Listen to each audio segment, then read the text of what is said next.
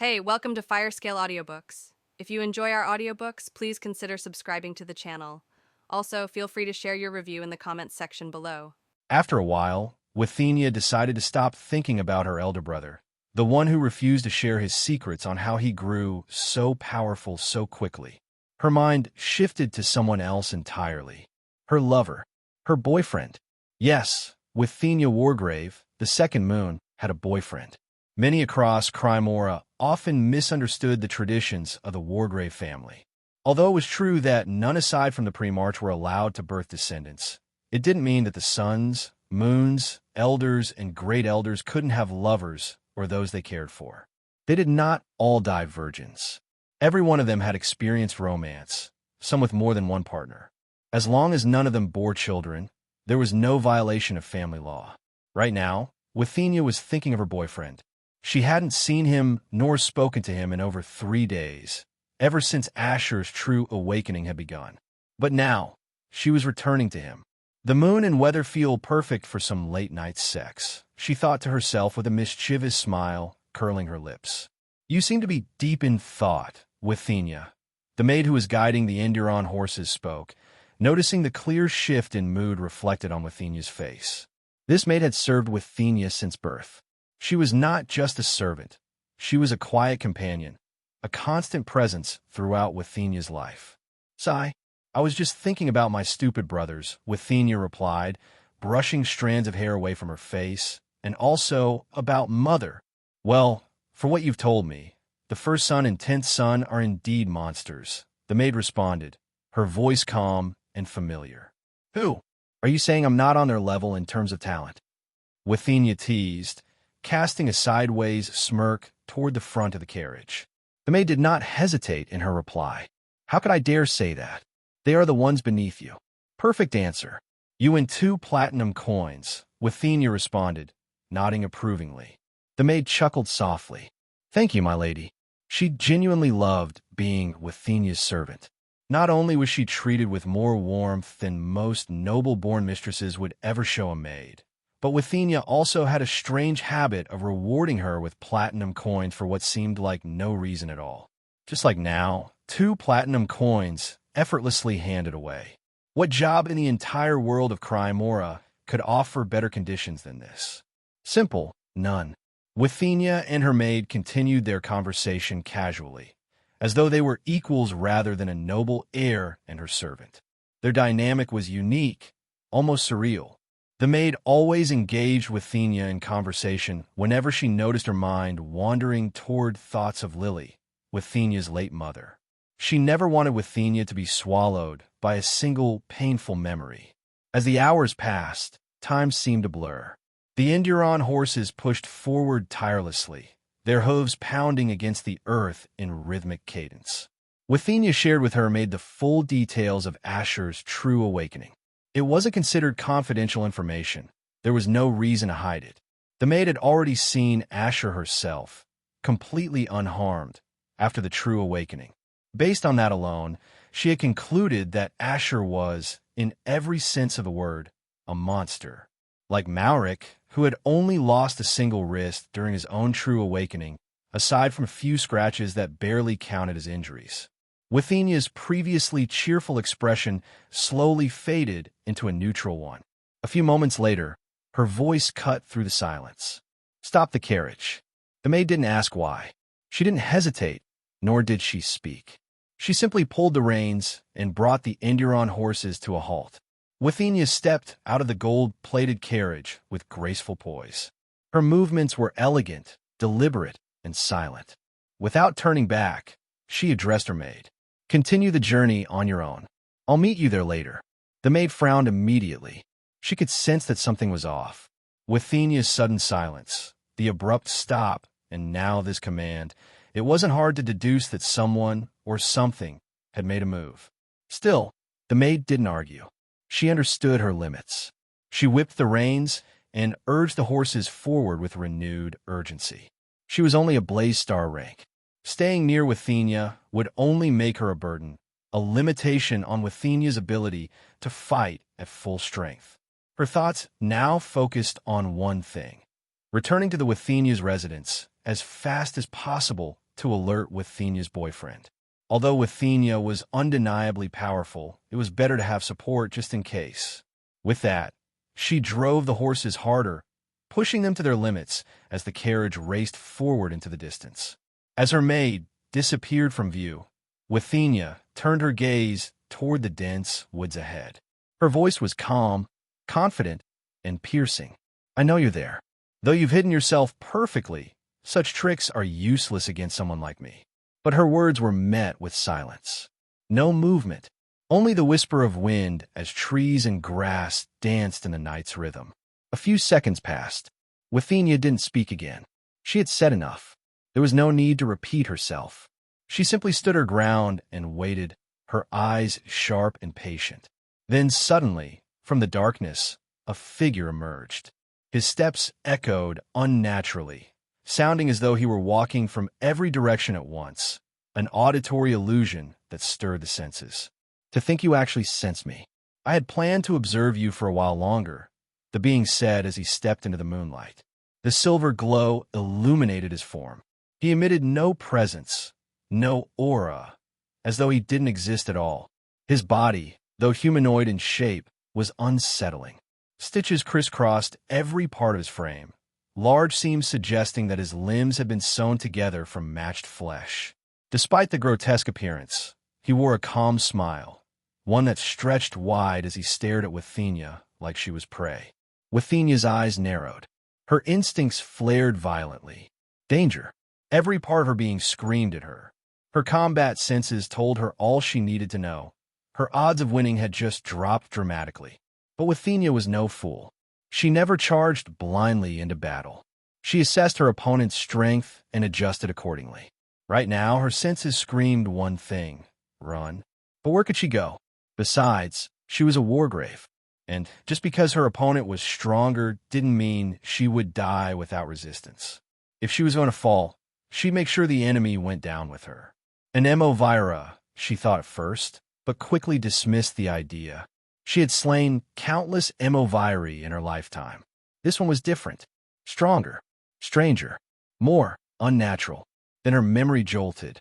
A name surfaced from the recesses of her thoughts, one she had heard whispered among her family in the deepest discussions. Sinvera. Sinvera. As Withenia thought of this, her eyes narrowed, and a faint frown formed upon her lips.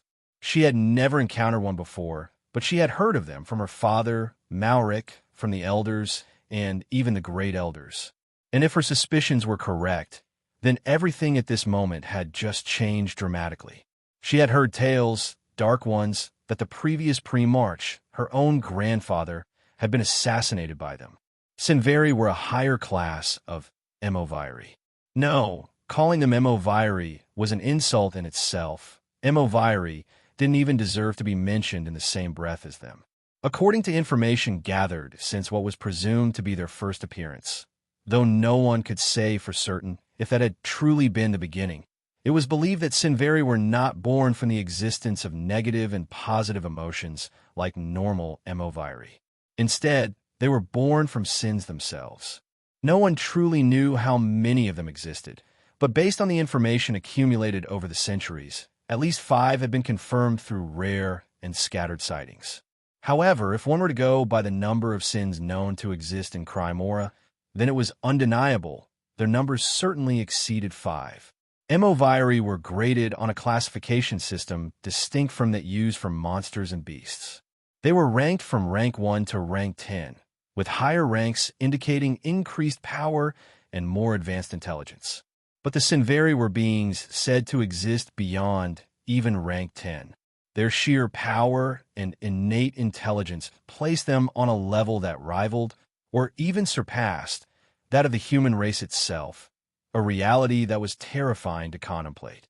The more Withenia mentally reviewed the information that the top brass of Crimora had painstakingly gathered over the years, the more bleak her situation became. She was merely a Void Star life ranker. That alone meant she could match various rank 8 Emoviri in battle, but now a being that stood above the very peak of rank 10 was targeting her. There was simply no miracle here. No twist of fate would intervene to save her. Though she certainly possessed the talent to one day ascend to that level, in the present, it was still only that, potential. But Withenia felt no fear, despite her awareness that death stood before her. She was a wargrave. She had brushed against death when she was only 15, just 6 months after her awakening. Since then, death had become her companion. Just because her opponent this time hailed from ancient times didn't mean it changed anything. A wargrave dies in battle, with their weapon in hand and their back held straight. Not in bed, not at home, not surrounded by comfort. Impressive. You don't seem afraid of me. Is it that you don't know what I am? Or are you simply foolish? The Sinvera intoned, his eyes fixed on Withenia with a calm superiority. There was no urgency in his demeanor. This prey, to him, could be ended whenever he so pleased with a single attack. Why should I be afraid? Death comes for everyone, regardless of lifespan, age, nobility, race, or power. Withenia replied evenly. Her hands hung loosely at her sides, her posture unguarded, as though she had already accepted the outcome. As expected of a wargrave, a bloodline of war and grave. Truly admirable, the being murmured with a small smile. Withenia didn't shy away from the conversation. In fact, she welcomed it. She knew her maid would likely call for help. Though she didn't know who might answer, it hardly mattered. Anyone was better than no one. At the very least, they might face this foe together. Tell me, what Sinvera of Sin are you? She asked softly. Her green hair swayed gently to the rhythm of the wind, fluttering alongside the leaves and grass like they were caught in a delicate dance of fate. Who? So you humans have gathered this much information? Impressive. Truly, the being remarked, evidently surprised by how much the humans knew, especially considering how infrequently the Sinvera made appearances. The name's Audiobook, the Sinvera of Carnage.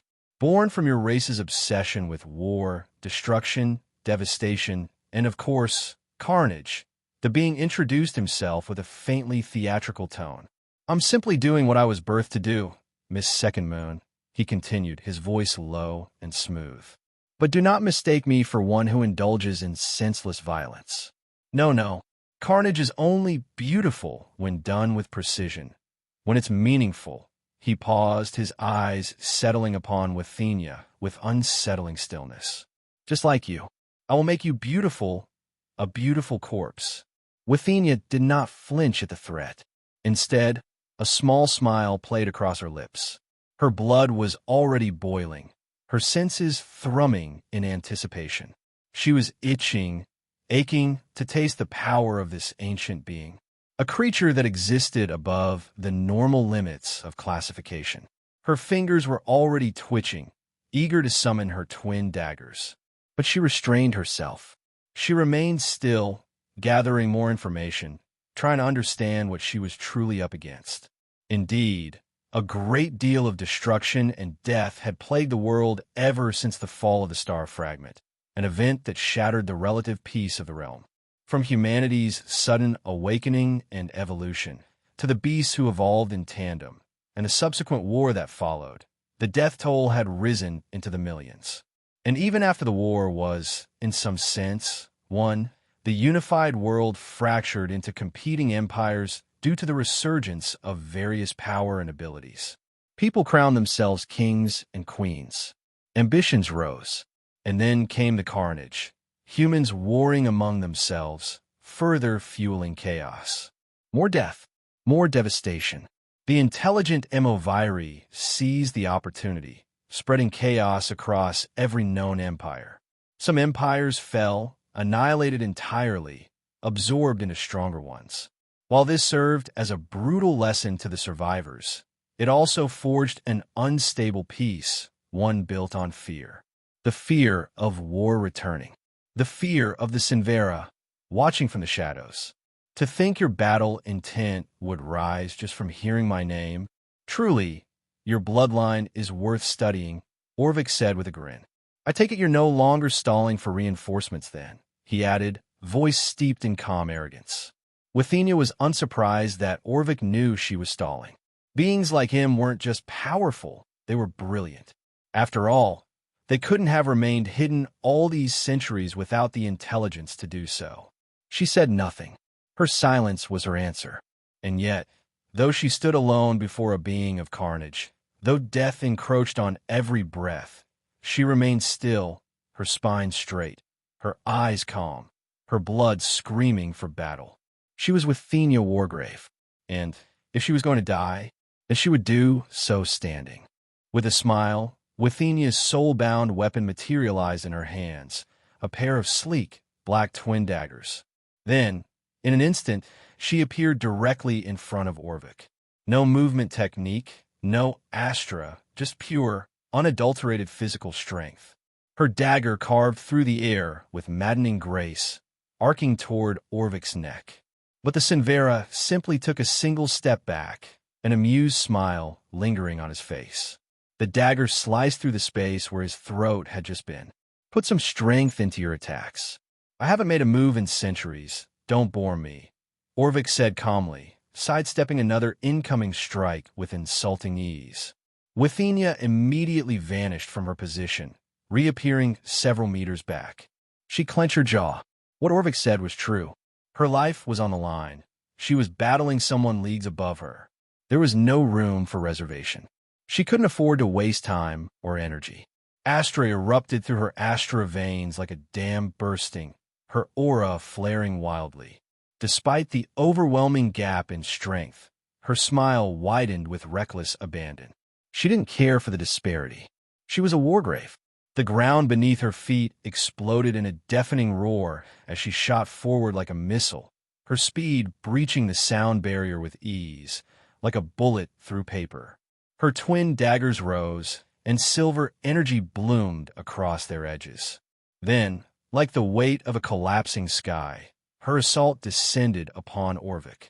But this time, he didn't dodge. He smiled.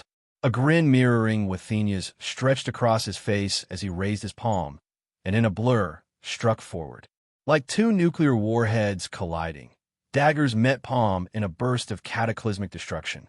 The world seemed to die itself in silver and white, a conundrum of clashing energies surging outward in every direction. In a flash, both combatants vanished.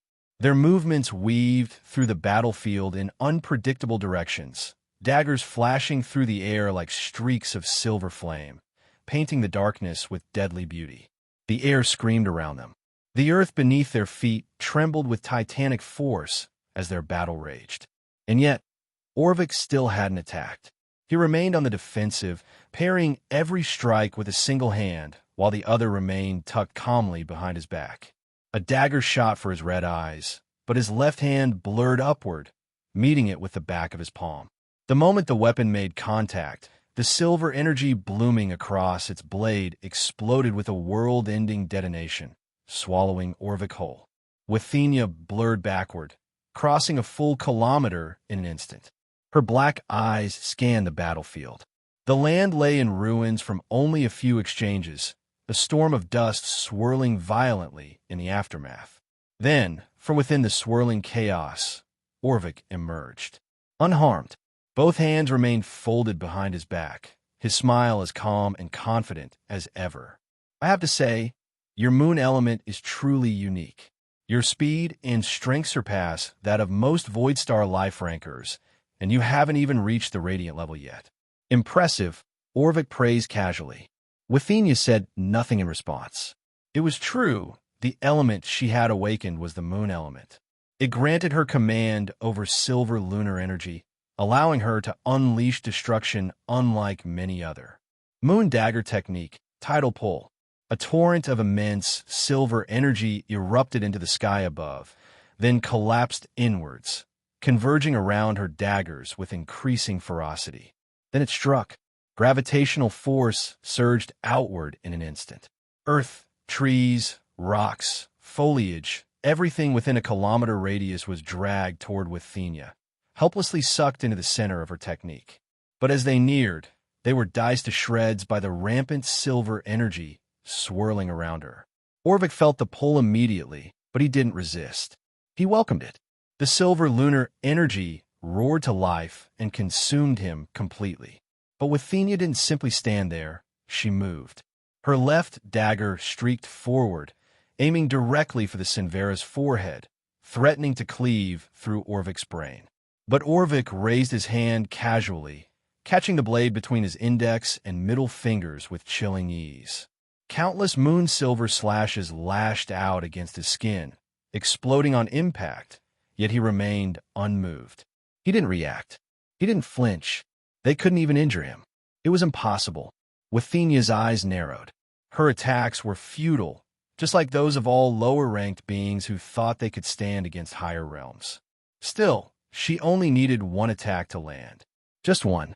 "This is disappointing, Wargrave," Orvik murmured, his tone sharp and final. His hand clenched into a fist, and with a speed that exceeded comprehension, possibly even the speed of light, it hurtled toward Withenia's head like a divine battering ram. The air split and detonated in her ears as the point-blank strike filled her vision. She knew immediately there was no dodging this. She could not outpace a being who stood above rank 10. In that instant, she activated another technique. The gravitational pull around them vanished entirely, as if it had never existed. Everything suspended in midair collapsed instantly to the ground. Moon dagger technique, mirror veil. Her entire body shimmered in a silver radiance for a millisecond. The moment the fist collided with her head, it phased through her like mist. Behind her, the battlefield detonated with a deafening roar, the shockwave blasting outward like the wrath of a dying world. The entire plane quaked under the weight of a single missed blow. "Ooh, nice save. I'll give you," Orvik began, but before he could finish his sentence, a second Withenia appeared behind him. Her dagger already arced toward his neck. But Orvik didn't flinch. He didn't dodge. He didn't even raise a hand. The blade struck and shattered instantly. Like an egg thrown against a steel wall, the dagger burst into shards of useless metal. Such a strong physique, Withenia thought in disbelief. She hadn't expected her weapon to break upon impact. But the clone was not finished. With a thought, the second Withenia detonated, an explosion of silver blades surging outward and erasing everything within a 3-kilometer radius. Withenia's true body reappeared outside the range of the blast. But her senses screamed, "This is simply disappointing. I came here expecting at least a bit of entertainment. But it seems weaklings are weaklings for a reason." Orvik's voice whispered coldly into her ears from behind. His fist shot forward again, this time faster. Sharper, deadlier. Withenia didn't try to dodge. She couldn't. She didn't have time to use her technique. She accepted her fate as the fist engulfed her vision, ready to explode her skull into fragments of bone and blood. "It seems I won't be alive to see Mother's dream come true," she thought, strangely at peace. But just as the fist was about to make contact, a hand emerged from thin air. It clamped down on Orvik's wrist, stopping the blow mere centimeters from Withenia's head. A resounding boom echoed across the battlefield. The force of Orvik's halted punch blasted Withenia backward like a leaf caught in a storm. Though the fist never made contact, its sheer pressure still struck her. Her body tumbled through the air in a silver streak, but instinct guided her. She twisted mid-air and landed gracefully, her feet dragging deep trenches into the earth as she skidded to a stop. Her eyes snapped forward, piercing through the swirling dust storm.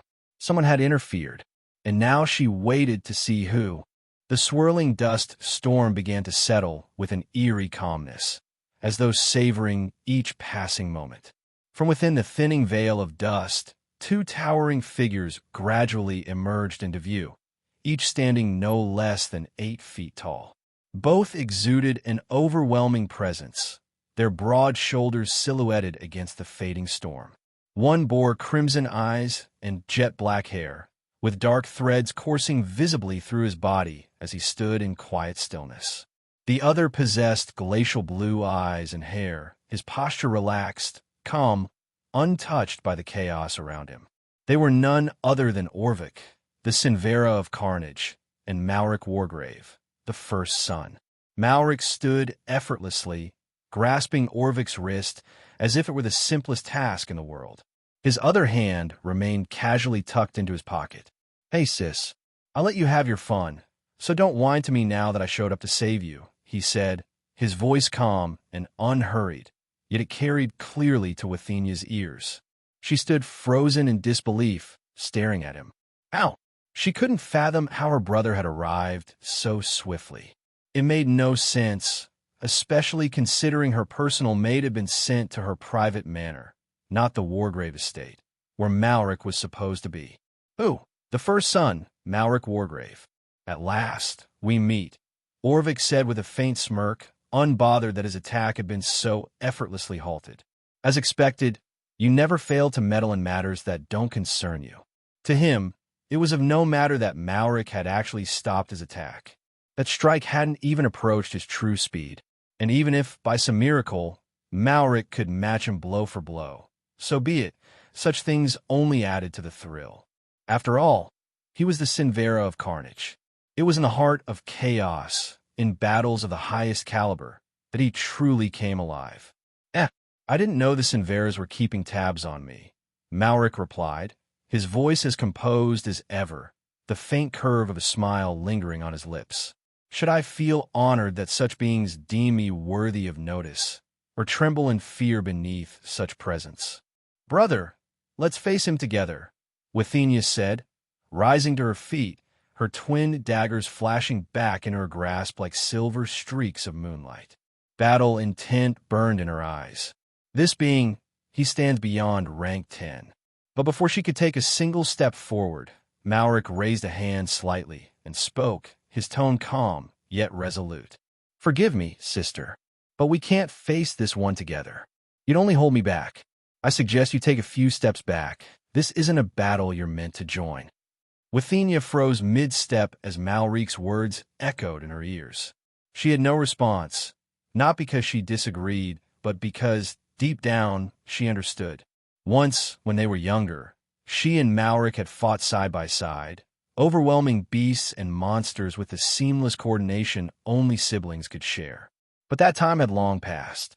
Things were different now. She felt no anger at his words. He hadn't said them to wound her, and she didn't take them as such. Instead, she acknowledged the truth of them. Though she was a powerhouse in her own right, strength was a relative thing. In the presence of titans, her father, Azarin, or even the Emperor, her might paled. These were beings who grazed the ceiling of power in Crimora. And Orvik, he was of the same breed. Without hesitation, Wathenia vanished. The sound barrier shattered with a sharp crack as she blurred backward, crossing kilometers in the blink of an eye. She understood, if she stayed, she would only get in the way. "Is the family bonding time over?" Orvik drawled, his voice laced with mockery. "Because I need your attention squarely on me.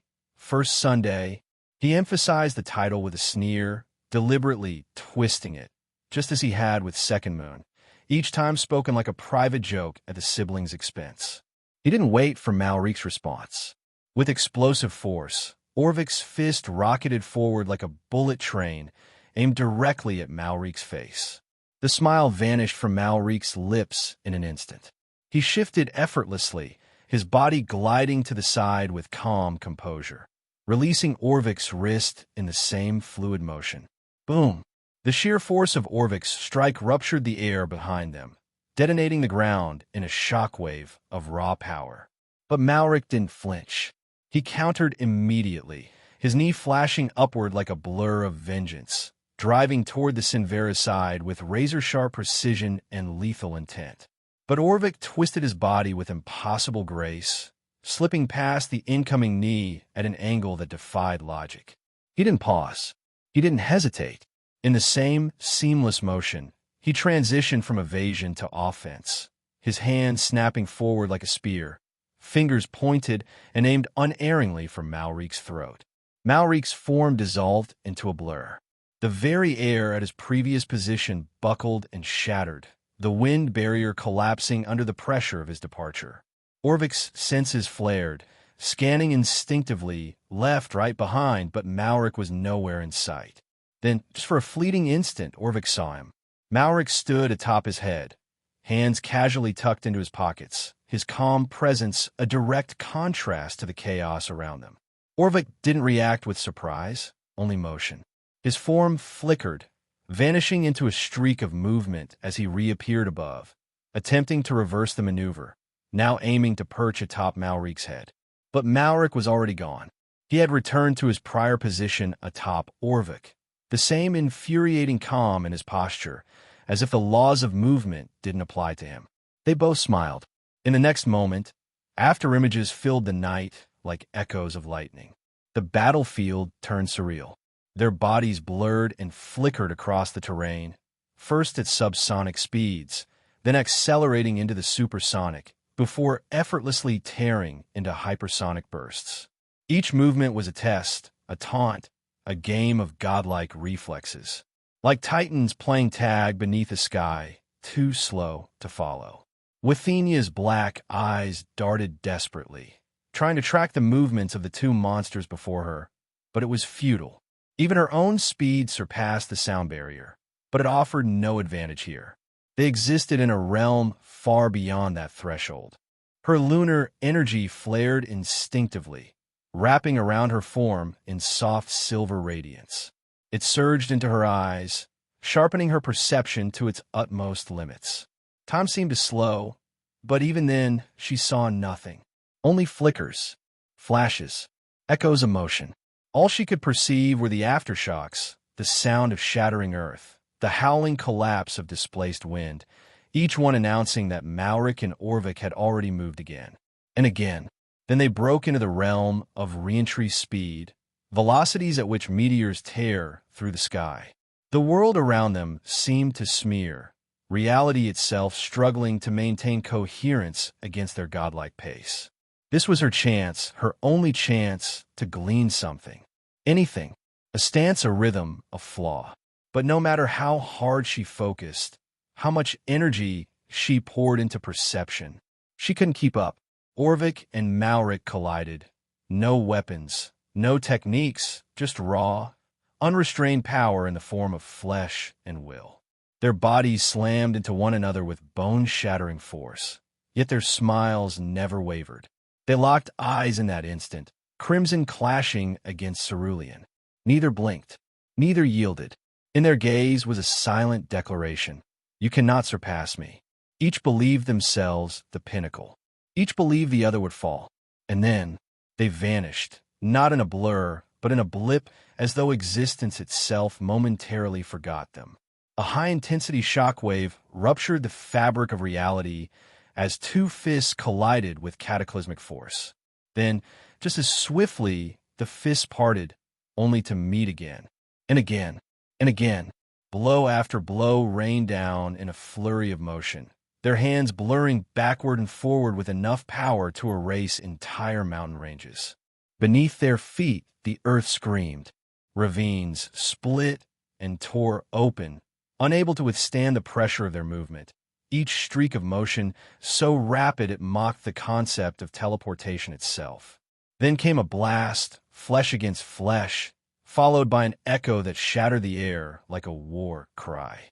The wind howled in agony, ripped apart by the collision of these two titanic calamities. Fist met fist. Speed clashed with speed. Strength collided with strength. And raw, unfiltered intensity met its equal. They didn't pause to speak. There was no need.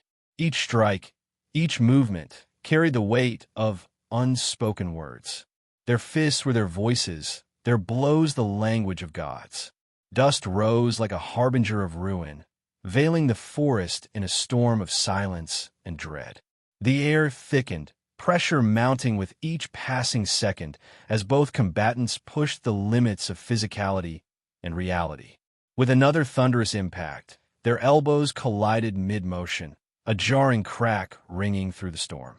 Neither flinched, neither bled. It was as if damage had no place in a clash such as this. Concussive wave detonated with every step, their feet gliding over the torn earth like phantoms. The ground quaked beneath them, trembling as though great behemoths were waging war upon its back. Their martial prowess was staggering, flawless, terrifying. It was as if both had spent millennia preparing for this very moment, not just to fight, but to fight each other. Orvik's fist tore through the air like a cannonball, aiming for Malrik's gut with the fury of a madman intent on ripping him apart. But Malrik's palm rose with uncanny calm, redirecting the strike with a smooth deflection. In the same motion, his forefoot whipped upward in a vicious arc, aiming straight for Orvik's temple. Orvik responded instantly, one hand snapping up to catch Malrik's ankle with terrifying ease. Then, with a casual twist of his torso, he hurled Malrik sideways with such force it looked as though he were tossing a twig, not a warrior. Malrik's body spun out of control for a heartbeat, the air around him screeching from the velocity. But then, he righted himself mid-flight, his instincts sharper than blades, his experience blazing like fire. Twisting through the air with a grace that seemed almost divine, Malrik's feet landed squarely on the thick trunk of a towering tree. He stood horizontal against the bark, perfectly balanced, parallel to the earth, defying gravity with practiced ease as though insulting the laws of physics. But Orvik gave him no time.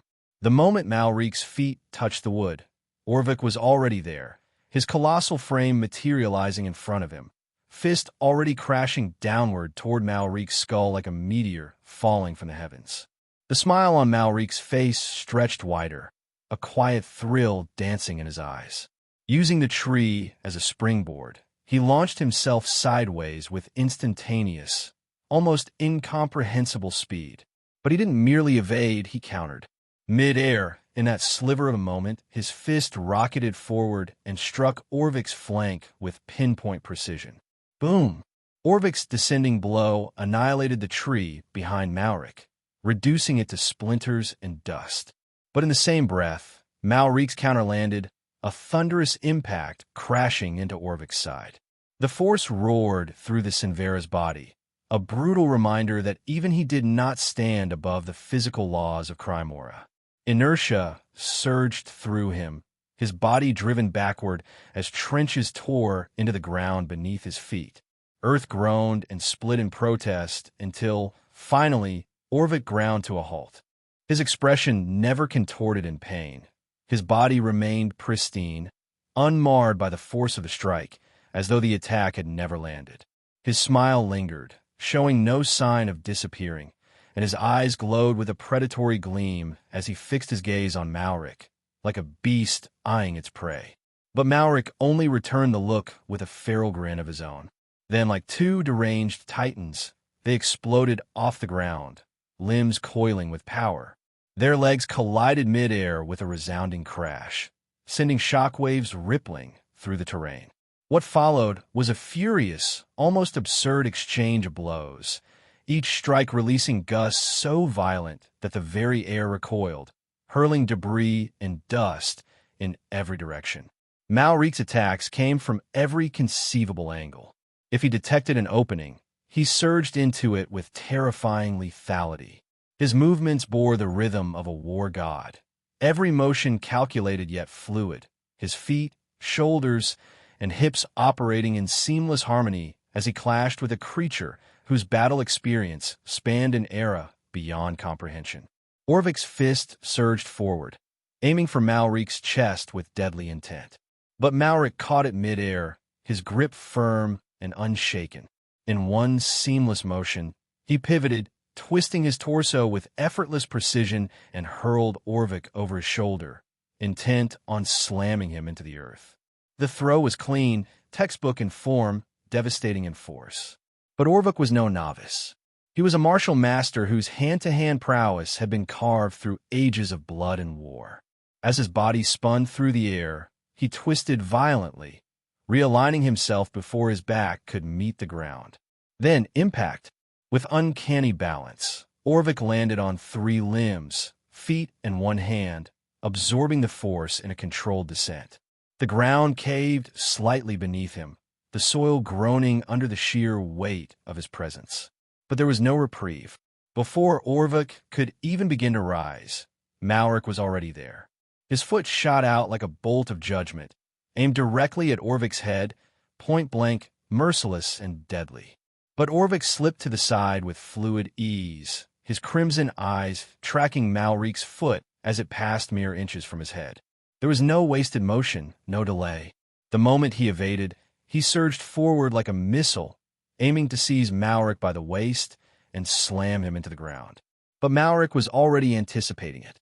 In a seamless shift, he adjusted his center of gravity, executing a forward roll midair, a front flip that defied timing and human mechanics.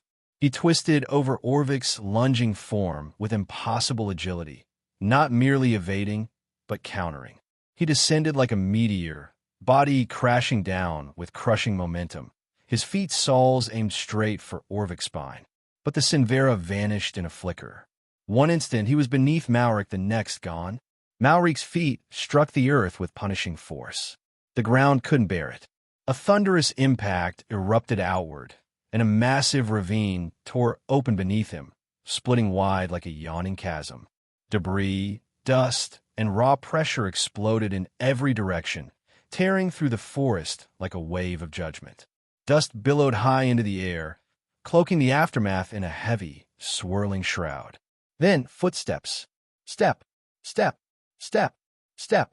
He emerged from the haze. Same smile, same ease, same eyes. Not a flicker of strain or unrest clung to his form. Malrik walked forward as if nothing extraordinary had just occurred, as if going toe-to-toe with a primeval force of chaos was simply another moment in a long day.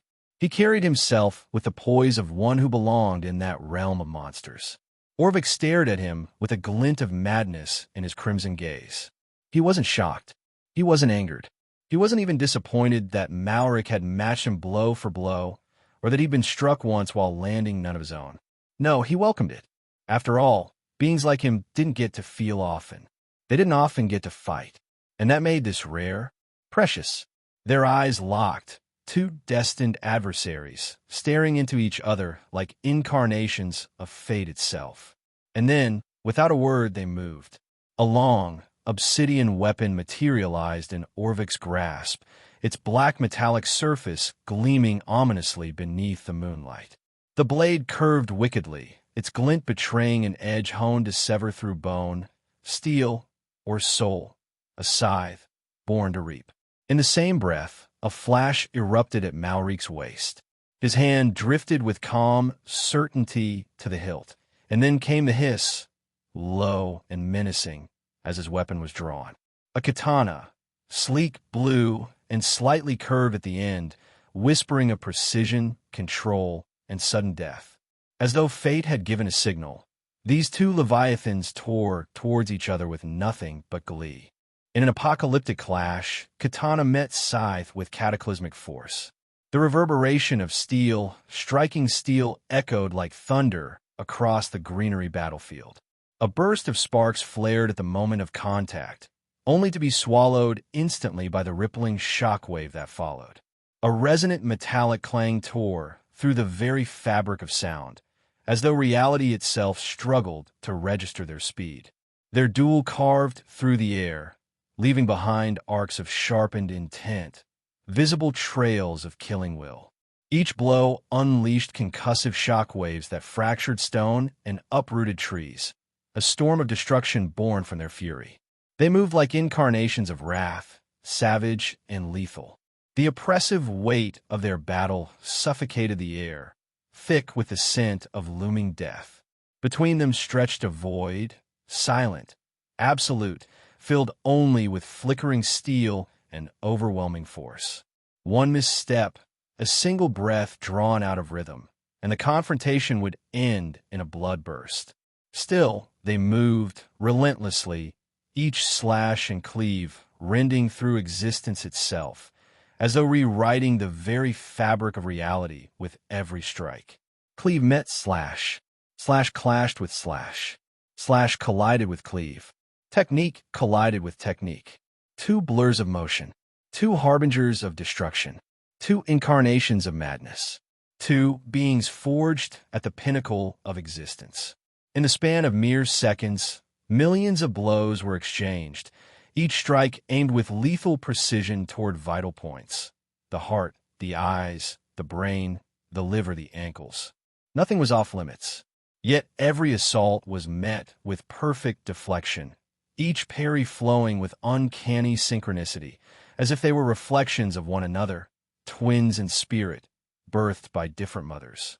Silhouettes tore through the air, moving far beyond the grasp of reality, too swift for time itself to measure. Even Mach was a feeble metric, inadequate to capture the speed at which they crossed vast kilometers in less than a blink. In mere seconds, an entire forest, spanning over 1,000 kilometers, was reduced to desolation. The land lay in ruins, with smoke and ash rising like mourning spirits, veiling the skies and obscuring any attempt at perception. Yet within the swirling chaos, they clashed without hesitation. Blades met in a dance so fierce, it felt almost intimate, like estranged lovers reunited through violence. Streaks of black and blue carved through the void, erasing all other colors, as though the world itself had yielded to their dominion. With a thunderous boom, both figures vanished in a single blip, reality itself unable to trace their movement, as their battle shifted to a new arena, the boundless ocean. In a single, fluid motion, the scythe cleaved through the air. The wind collapsed under its overwhelming pressure, folding in submission before a devastating crescent blade of compressed air roared into existence. It surged forward with murderous intent, raw, unfiltered, unstoppable. No technique, no astra, no ability, just sheer physical might, power so immense it threatened to rewrite the laws of Crimor itself. The atmosphere shrieked as the wind blade surged across the ocean, carving the entire ocean in two with surgical precision. Water parted violently, forming a ravine of liquid fury beneath the heavens. But the katana refused to be eclipsed. Mid-swing, it vanished into a blur, and in its wake, the wind folded again, this time in reverence. A second force erupted forward, equally relentless, promising destruction that rivaled the gods. With a maddening collision, the twin wind slashes met, crossing each other in midair, forming a luminous cross shape that split the space. And then, impact. The world was consumed in blinding white. A thunderous detonation followed as a colossal tsunami rose, towering with divine fury, as if the entire ocean sought to engulf the empire in vengeance. The parted ocean was slammed shut by the sheer force, folding violently upon itself. The aftermath was cataclysmic. The ocean's hue darkened, stained by chaos and death. Countless creatures, monsters, beasts, and fish alike, were shredded into oblivion, their forms unable to withstand the raw, ungodly force unleashed in that fleeting instant. Even the rising tsunami could not halt their collision. They plunged headlong into the surging tide, their forms vanishing into the churning abyss. Beneath the mountainous waves, they clashed once more, gliding effortlessly across the ocean's surface, as if the laws of buoyancy and balance had been stripped from existence. In that moment, even Archimedes' principle held no meaning. With two precise slashes, the ocean was sundered, not just vertically, but horizontally as well, cleaved in two directions like parchment beneath a blade. And then it happened. The seabed, long strained beneath the crushing weight of the waters above, could no longer endure. It collapsed, an ancient foundation giving way. With its fall, the ocean roared in primal force, no longer contained by the boundaries of its basin. It surged outward in a furious tide, seeking to drown the world that had once stood safely beyond its reach. But Malric and Orvik didn't care. The world held no meaning. Not the sky, not the ocean, not the crumbling realm around them. Only their opponent mattered. Only the clash. Only the katana. Only the scythe. Only this moment, this sacred exchange, nothing else.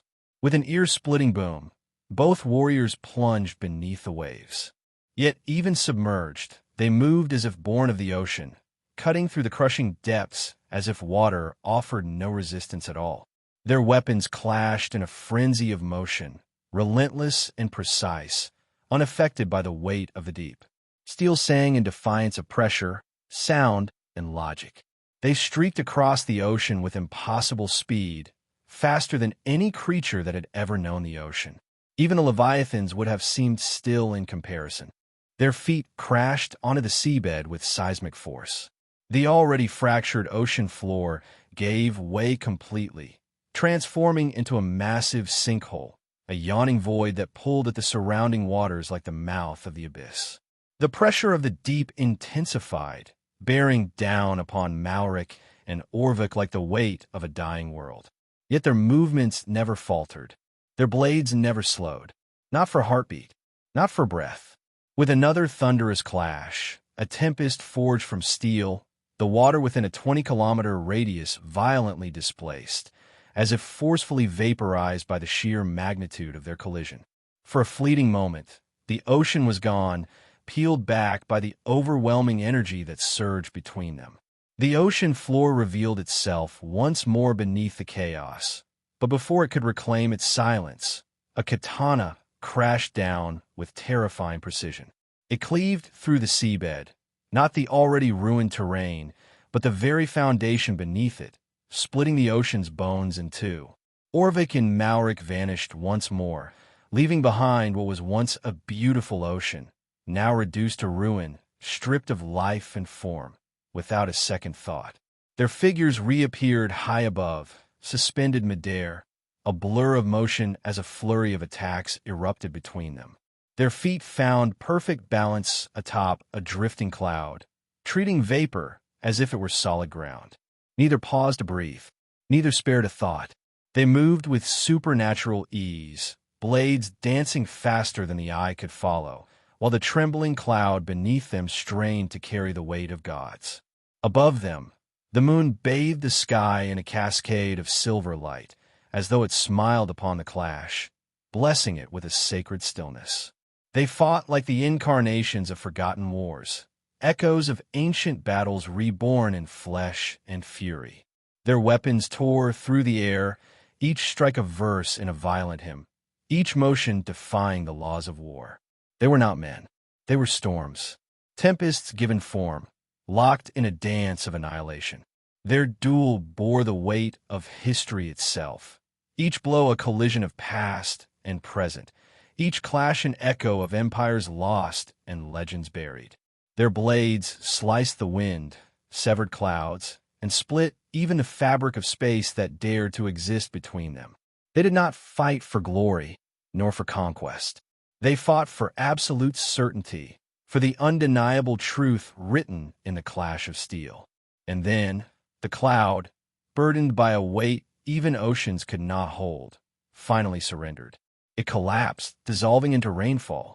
But Orvik and Malric were already gone. Their bodies had surged forward, streaking toward the next cloud in their endless warpath across the heavens.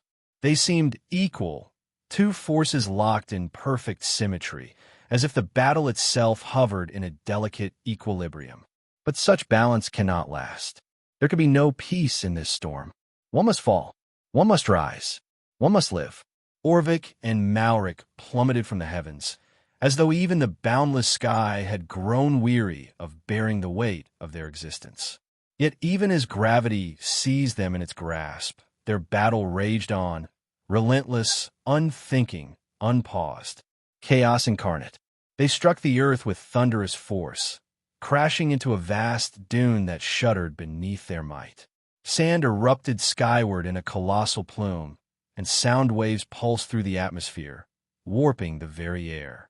From within the drifting veil of dust, two figures emerged, one human, the other Sinvera. Both stood tall, unbothered, drawing breath as if endurance was a birthright carved into their bones. Their bodies remained immaculate and scathed unsullied. Not even dust dared cling to them. Not even moisture dared stain them. No wounds, no sweat, nothing at all. Overhead, the moon began its descent, slipping beneath the edge of the world, while the first rays of dawn stretched across the horizon, drawn, it seemed, to bear witness to a clash the world hadn't seen for quite a few decades. I must admit, Orvik said with a smirk, his voice smooth and edged like his weapon. For a human, You are remarkably strong. Even a rank 10 Emoviri would have perished after enduring 2 of your strikes, barely.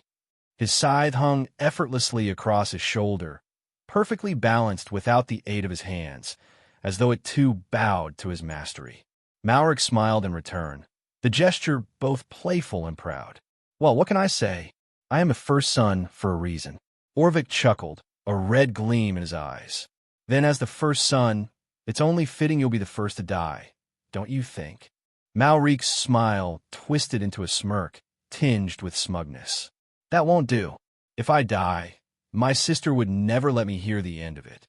Besides, the youngest hasn't seen my strength since his true awakening. As the eldest, I have a reputation to uphold. Every now and then, I have to put on a show. He paused, then added with a theatrical sigh, Pity you have no family. I would have killed them too, in order to make it a touching little reunion in the afterlife. Orvik tilted his head, eyes narrowing as he studied the sadness on Malric's face, exaggerated or not. Sometimes I wonder, he said, if you're truly human, or a Sinvera hiding in plain sight. Believe me, Malric replied, his voice low and calm. Even I'm impressed by what I can do. That wasn't praise, Orvik said flatly. I was referring to your tendency to erase entire bloodlines. Malric's brows lifted slightly. Ah, that. He raised a hand to the hilt of his sheathed katana. Well, if you're that curious, just cut me. See if I bleed red, or something else. Orvik's smirk deepened, his hand shifting as the scythe slid fluidly from his shoulder into his hand. I'll be sure to listen for the sound of your scream. With a sudden burst of motion, so swift it defied the very notion of time, Malric appeared before Orvik. In a single, fluid arc, his katana was drawn and cleaved forward, the movement so seamless it felt less like an attack and more like a natural extension of his existence. The sand where he had stood just a breath ago reacted belatedly, erupting outward in a concussive blast, as though struggling to comprehend the velocity that had just left it behind. The blade, glinting with an eerie blue sheen, howled through the air as it carved its path toward Orvik's neck. But Orvik, ever composed, responded in kind. With a precise flick of his wrist, he raised his scythe and angled the snath expertly, intercepting the path of deadly arc with practiced ease. Just as the katana and snath were on the verge of colliding, Malric's body shifted once more, seamlessly, effortlessly. His center of gravity realigned with masterful precision. His shoulders, footwork, and waist flowed in perfect synchronicity, like a dancer executing a movement choreographed by instinct itself. In that instant, the trajectory of his strike transformed. The blade, once aimed for Orvik's neck, veered suddenly, redirecting toward his right shoulder with surgical intent. Orvik reacted on pure reflex, his instincts honed and razor-sharp, but it was a heartbeat too late. The katana sang as it struck, a blue arc of death flashing through the air. Steel-kissed flesh, a savage gash split open, and a torrent of green blood burst forth in a violent spray. But before the wound could deepen, the threads woven into Orvik's body came alive, wriggling like serpents. They surged from beneath his skin, stitching the torn flesh with unnatural speed. Within seconds, the injury sealed shut, as though it had never existed at all. I suppose that makes you the one to draw first blood, Orvik said calmly, unfazed by the gash across his shoulder. In a blink, he surged forward, a blur of lethal intent. His scythe arced high into the air, then descended like a guillotine, aimed to sever Malric's neck from his shoulders. But Malric dropped low, his knees folding beneath him in a fluid crouch. In the same motion, his katana snapped forward like a thrusting rapier, piercing the air with deadly precision. Orvik's response was instantaneous. He retracted his scythe with practiced ease, twisting the snath just in time to intercept the incoming strike. Sparks flared in the air as steel passionately kissed steel, the shriek of clashing intent hanging between them. But Orvik did not falter. In the same motion, he shifted from defense to offense with the grace of a seasoned predator.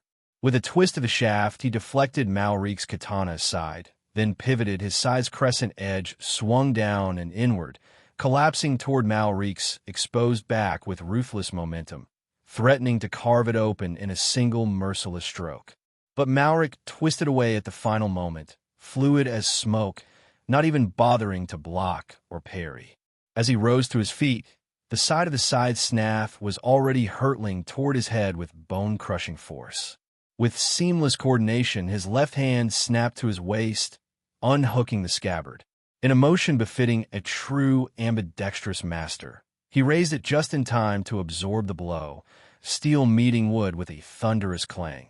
Simultaneously, his right hand lunged forward like a serpent striking with fangs bared, his katana slashing toward Orvik's chest with surgical precision, aiming to carve straight through his heart. But Orvik bent backward, spine arching until his body was parallel with the ground. The katana hissed through empty air, barely missing him as it tore through the space where his torso had been. Without pause, he twisted with inhuman agility, flowing into a series of 5 rapid backflips, his sides spinning beside him in a lethal orbit, an extension of his will, whistling through the air like a blade caught in a storm. Orvik's eyes flicked skyward, catching the first golden sliver of the rising sun. I can't afford to drag this out any longer, he thought coldly. Around his scythe, a strange black energy began to unfurl, blooming into existence like a poisonous flower. It wasn't aura. It wasn't Astra. It was something far more primal, something far more destructive. The scythe became shrouded in it, cloaked in a shifting veil of darkness that seemed to devour light itself. As a Sinvera born of carnage, Orvik wielded the very essence of devastation, an energy capable of bestowing ruin upon all it touched. Malrik's gaze sharpened, his pupils narrowing as he observed the ominous shroud. The sand at Orvik's feet was disintegrating, being erased, without the scythe even making contact. No movement, no swing. The mere presence of that energy consumed everything around it.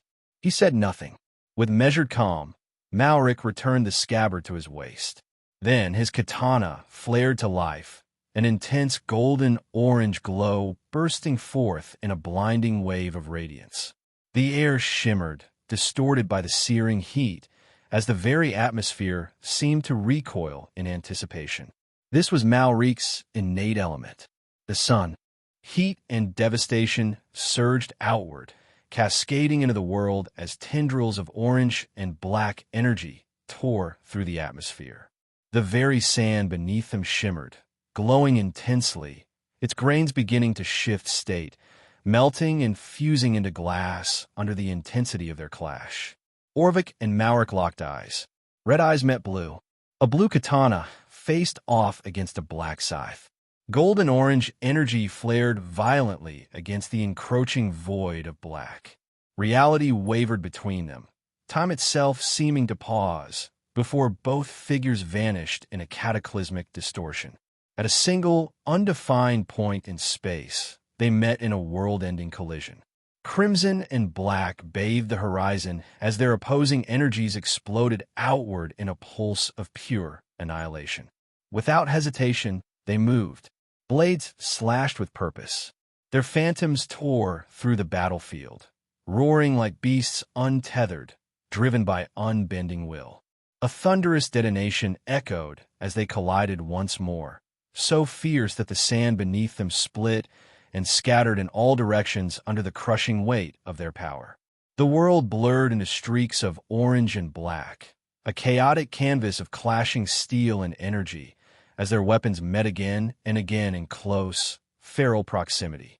Malrik's katana flickered, glitching in and out of reality, like a weapon torn from the fabric of existence itself. In its wake, thousands of crescent-shaped slashes, radiant like miniature suns, erupted into being. They spiraled and converged, fusing into a single titanic arc of incandescent destruction, a sun-forged slash that towered hundreds of meters into the sky. With a single, fluid swing of his katana, the monumental crescent surged forward, an embodiment of annihilation, death cloaked in golden flame. A maddening grin stretched across Orvik's face. He didn't flinch. He didn't dodge. His black energy pulsed violently, alive, wild, and deadly. Like a storm answering a challenge, his form exploded forward, a blur of darkness. He shot toward the descending crescent like a black star tearing through the heavens, embracing devastation head-on. Orvik's scythe rose high into the sky, then came crashing down upon the towering crescent sun. His black energy surged outward like a ravenous maw, seeking to consume the solar onslaught.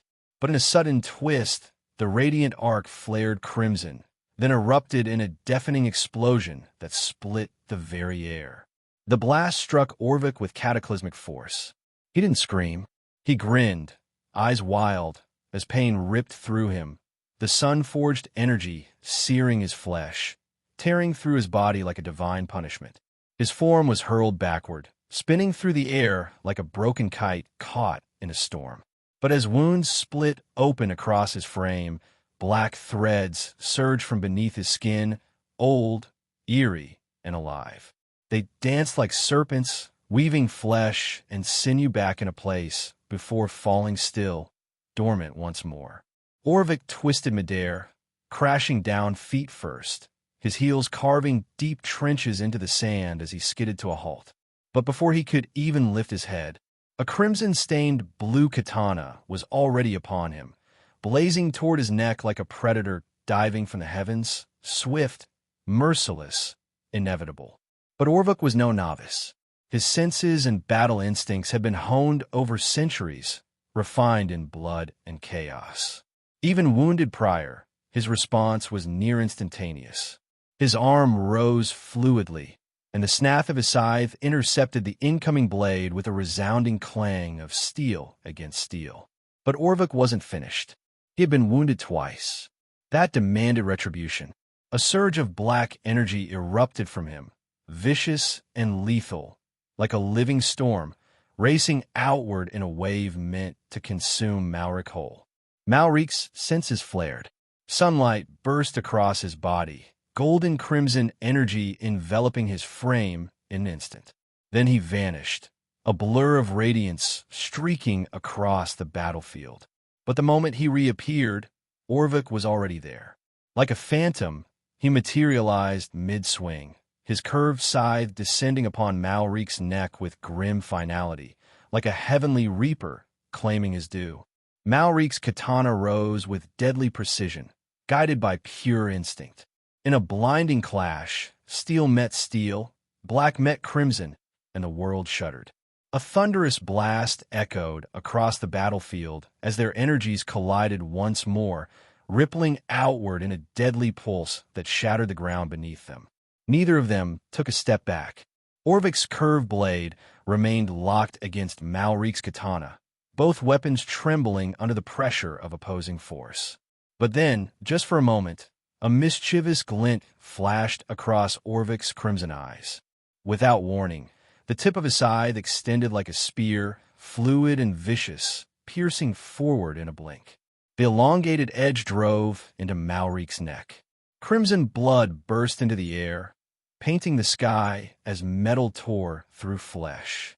Orvik twisted his scythe, attempting to drive it deeper, to sever Malrik's head in a single brutal stroke. But Malrik had already acted. With a sharp burst of movement, and at the cost of further lacerating his own neck, he forcefully hurled himself backward. His body streaked across the battlefield, vanishing and reappearing 2 kilometers away in the blink of an eye. Orvik slowly lifted his scythe, the tip gleaming with blood. He dragged his tongue across the metal with a savage grin, eyes never leaving his prey. Malrik didn't panic. Injury was no stranger to him. Pain was merely part of the rhythm of battle. But even he could feel it now, the invasive surge of black energy like a swarm of shadowed blades, attempting to flood his system and tear him apart from the inside. Still, he remained motionless, unshaken. His golden crimson aura ignited around him once more, flaring like a second sun. The searing radiance enveloped his entire being, and within moments, the torn flesh of his neck began to knit itself back together, sunlight sealing wounds that should have spelled death. But this wasn't regeneration. Malric possessed no healing factor, nor was his katana a holder of a healing ability. This was something he had forged himself, a technique born of pain and study, a fusion of elemental mastery and biology. By manipulating sun energy at the cellular level, he could incinerate foreign forces and catalyze rapid tissue regeneration through controlled stimulation. A healing born not from magic, but from mastery. Malric's knees bent forward slightly, his body coiling with intent to move. But Orvik had already acted. A pulse of black energy surged across Orvik's form, vicious, chaotic. In the next instant, it poured outward, sweeping across the entire desert in a wave of obliteration. Everything it touched, sand, air, even light, was devoured into utter blackness, as though reality itself collapsed in submission to its hunger. Malric saw it coming. He didn't flinch. He didn't activate a technique. His sun energy simply flared, rising, swelling, until it eclipsed the desert like the dawn devouring night. A divine brilliance radiated from him, so intense it blurred the world into gold. Every inch of darkness it met was scorched away, purified in blinding intensity. And then they collided. With an apocalyptic detonation, the two energies, one of unholy malice, the other of transcendent sanctity, clashed in a world-shaking storm. Darkness roared to consume. Light blazed to cleanse. Each force sought to bend the other, to extinguish its rival completely. When the storm finally receded, silence reigned. The desert was gone. Every dune, every grain of sand erased. All that remained was scorched, pitch-black earth, twisted and barren under the weight of Orvik's devastating energy. Malric's katana rose. He took a single step, and in that instant, Orvik felt death. An ancient instinct screamed within him, and he moved without thought, raising his arm to block. But the moment he did, he felt nothing. A sharp, wet sound cut through the silence. Green blood burst into the air as his severed arm spiraled upward, detached and lifeless. Orvik's mind staggered, his thoughts grinding to a halt. He couldn't grasp what had just occurred. The speed, it was beyond anything he had seen, beyond anything he had anticipated. But there was no time. Before he could shift, before he could react, he felt it again. That same chilling presence of death. He adapted. He moved. His head jerked sharply to the side, barely escaping, but not unscathed. A blinding slash tore across his face, carving through one eye. Pain flared through his skull as vision turned to blur and blood. He had barely saved his neck. Ow! The thought rang in his mind, fractured and disbelieving. As the question echoed through his mind, the threads within his body surged forth with unrestrained vigor. The severed arm lying on the ground twitched, then moved in an instant, black threads bursting from its surface, latching onto the strands that still hovered at the stump where it had once belonged. In a seamless motion, the arm reattached. The gash that marred his face disappeared as his skin regenerated, the obsidian threads weaving themselves into the wound and sealing it shut with flawless precision. He's using the morning sun's rays as anchors for movement. The realization struck Orvik like lightning. Without hesitation, his side swung toward the single ray of sunlight touching his body. Just as he moved, the crescent edge of his blade clashed against an oncoming katana, steel meeting steel in a flash of power and precision. But Malric only smiled. Behind him, a small sphere of golden crimson light flickered into existence. Then, without warning, it began to swell, rapidly expanding as though drawing in the fury of the sun itself. Orvik didn't need an explanation. His instinct screamed. He retreated without hesitation. Yet the moment he moved, Malric pursued, his speed fluid and graceful, effortlessly matching Orvik's every step. Now fully formed, the golden crimson sphere loomed immense, radiating blistering heat that warped the air around them. The ground beneath trembled, scorched by the waves of searing energy washing over the battlefield. Malric's grin widened. His lips parted, and with quiet finality, he spoke a single word. Blaze. The world seemed to convulse. In that instant, a cataclysm of golden crimson energy erupted in all directions, merciless and unrestrained. It surged outward like an unforgiving tide, indifferent to friend or foe, a roaring tempest that threatened to erase all within its reach. Sensing the impending onslaught, Orvik shifted into a defensive stance. Shield of Carnage. With a thunderous surge, black energy erupted outward in a violent wave. A colossal dome of pulsating darkness shimmered into existence, encasing his entire form within its sinister embrace. And then it struck. Crimson collided with black, and the world was plunged into chaos. The earth groaned before it fractured, then shattered, until it liquefied into molten lava under the unbearable heat. The very air shrieked as though it were being ripped from existence, stripped away by the overwhelming force. Even space itself trembled. Cracks tore through the fabric of reality, spiraling outward in a frenzy, only to frantically weave themselves shut before collapse could take hold.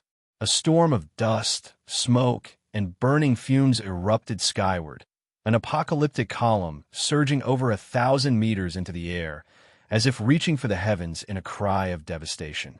Through the thick haze of smoke and ash, a lone figure emerged, calm, composed, and smiling. Malric Wargrave. His smile wasn't born of arrogance, but of exhilaration. It had been far too long since he had released an attack befitting his true strength. Most of his battles were spent dismantling low-level beasts and stray Emoviri, unworthy prey, far beneath his caliber. Worthy opponents were rare, and even when they appeared, one strike was often all it took to bring them to ruin.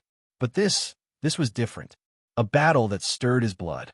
Lifting his eyes to the rising sun, he let a quiet chuckle escape, the warmth of the light dancing across his features. Then his gaze shifted forward, piercing through the swirling dust, eager to see if anything remained of his adversary. And then, two glowing red eyes pierced the haze. Orvik. He stepped forward, untouched, his body unmarred by the devastation. The Shield of Carnage had held. Not a scratch had breached its defense.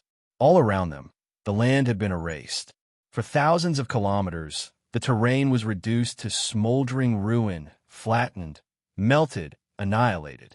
They stood alone amidst the wasteland. Two titans, two cataclysms in human form, each one capable of leveling empires with a single breath, a single strike. Ha ha ha! Orvik's laughter echoed across the ruined expanse, cutting through the choking haze like a blade. To think you, Malric Wargrave, could unleash such devastation. I'm genuinely impressed.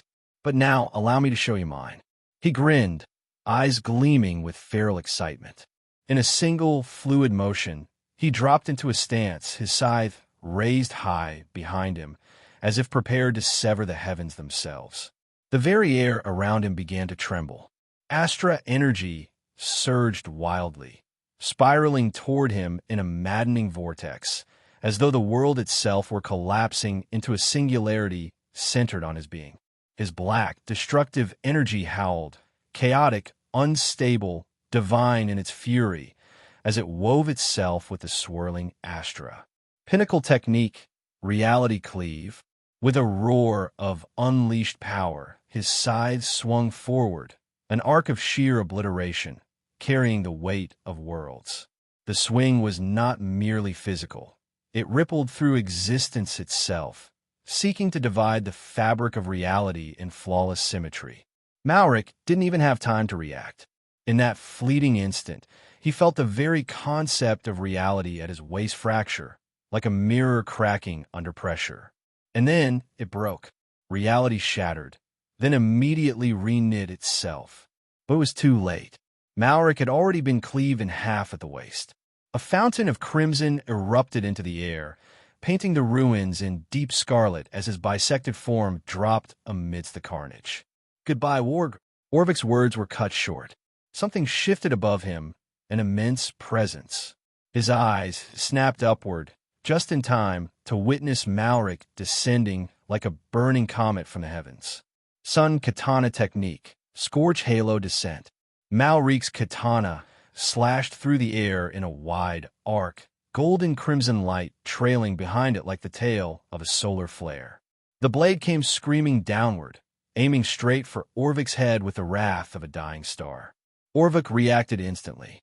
His black energy surged forth in a violent pulse, enveloping his entire form in a cocoon of chaotic protection. But the moment the radiant blade struck, the world trembled. A massive halo of golden fire exploded outward, its heat so intense it vaporized everything within several kilometers without hesitation, friend or foe, ash or stone. The landscape cried out in agony. Orvik gritted his teeth. He could feel his black energy buckling, cracking beneath the sheer radiance of Malrik's sun-infused assault. The oppressive energy of the sun gnawed at his defenses, relentless and pure. With narrowed eyes, Orvik summoned his strength. His astro pulsed violently, converging around him like a storm about to break. He poured everything into his defense, and then, boom! The collision between their forces detonated in a cataclysmic explosion, a shockwave tearing through the battlefield, birthing a new wave of haze and destruction. But Malrik wasn't finished. As the dust swirled, he surged forward in a blur, his katana flashing like a solar flare. He appeared before Orvik with terrifying speed, blade aimed for his neck. Yet just as the blade began its arc, Malrik froze, if only for a moment. Around him, millions of black crescent-shaped energies materialized in the air, orbiting like dark moons. Then they struck. One by one, they launched forward, silent, lethal, precise, each one like an arrow loose from the bow of a forgotten god. Malrik shifted seamlessly from offense to defense, his form blurring into a silhouette of golden crimson brilliance. His katana danced through each incoming crescent strike, slicing them apart with effortless precision, like a blade gliding through silk. With every motion, his speed surged, as if the very concept of exhaustion dared not touch him. Then, without warning, a black dome burst into existence above him, its oppressive energy seeking to trap him where he stood. But Malrik didn't spare a glance. Under the brilliance of the noonday sun, such an attempt was laughably futile. He invoked his movement technique. In a flash, he harnessed the sun's rays as his anchor, vanishing in a streak of golden light, only to reappear before Orvik, poised to strike once more. Sun Katana Technique, Soul Brand Cataclysm. Orvik reacted instantly, raising the snath of his scythe in defense, but it was futile. Malrik's katana cleaved through it with the inevitability of a collapsing mountain crushing a flame. The blade didn't pause. It continued its lethal arc, streaking toward Orvik's neck like a judgment long overdue. In that very moment, the solar energy amassed within the katana detonated outward, unleashing cataclysmic force with apocalyptic precision. A brilliant eruption of solar might engulfed the Sinvera, targeting him with unerring, point-blank devastation. The heavens seemed to wail as a dying star's scream tore through the atmosphere. A concussive shockwave erupted, blasting outward in concentric rings of annihilation that shattered the earth, sky, and reason alike. The air shrieked in agony before being ripped apart entirely. Space itself fractured, unable to withstand the force, and split open into a yawning void. Sinkholes the size of cities ruptured across the land as Malrik, once again, transformed a place of natural beauty, the desert, into an image of divine ruin. When the haze and solar storm finally dissipated, the battlefield was no more. In its place lay a glassed wasteland, the desert's very composition altered by the overwhelming heat of Malrik's solar essence. And there he stood, katana lowered, cloaked in the heat haze of destruction. His eyes shimmered an icy blue, and upon his lips curled the grin of a menace born not of chaos, but of mastery. Malrik stood with the same serene smile he always wore. Neither dust nor sweat clung to his form, as his solar energy incinerated everything that dared approach him.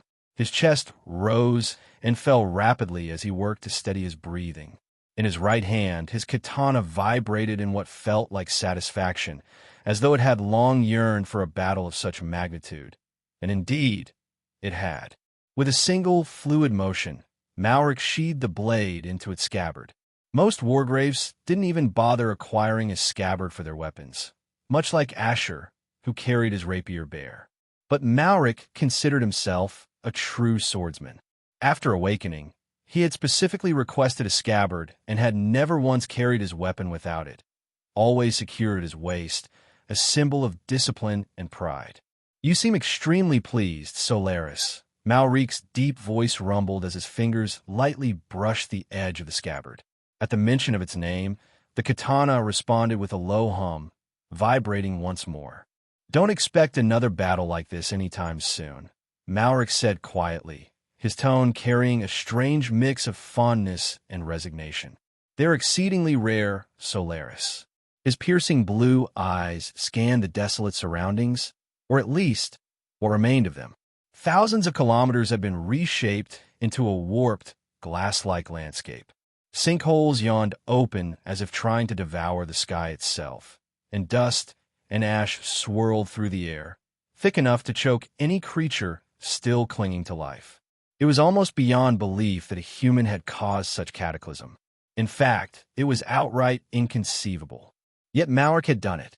At barely 30 years of age, he had ascended above the thresholds that the world had placed on power.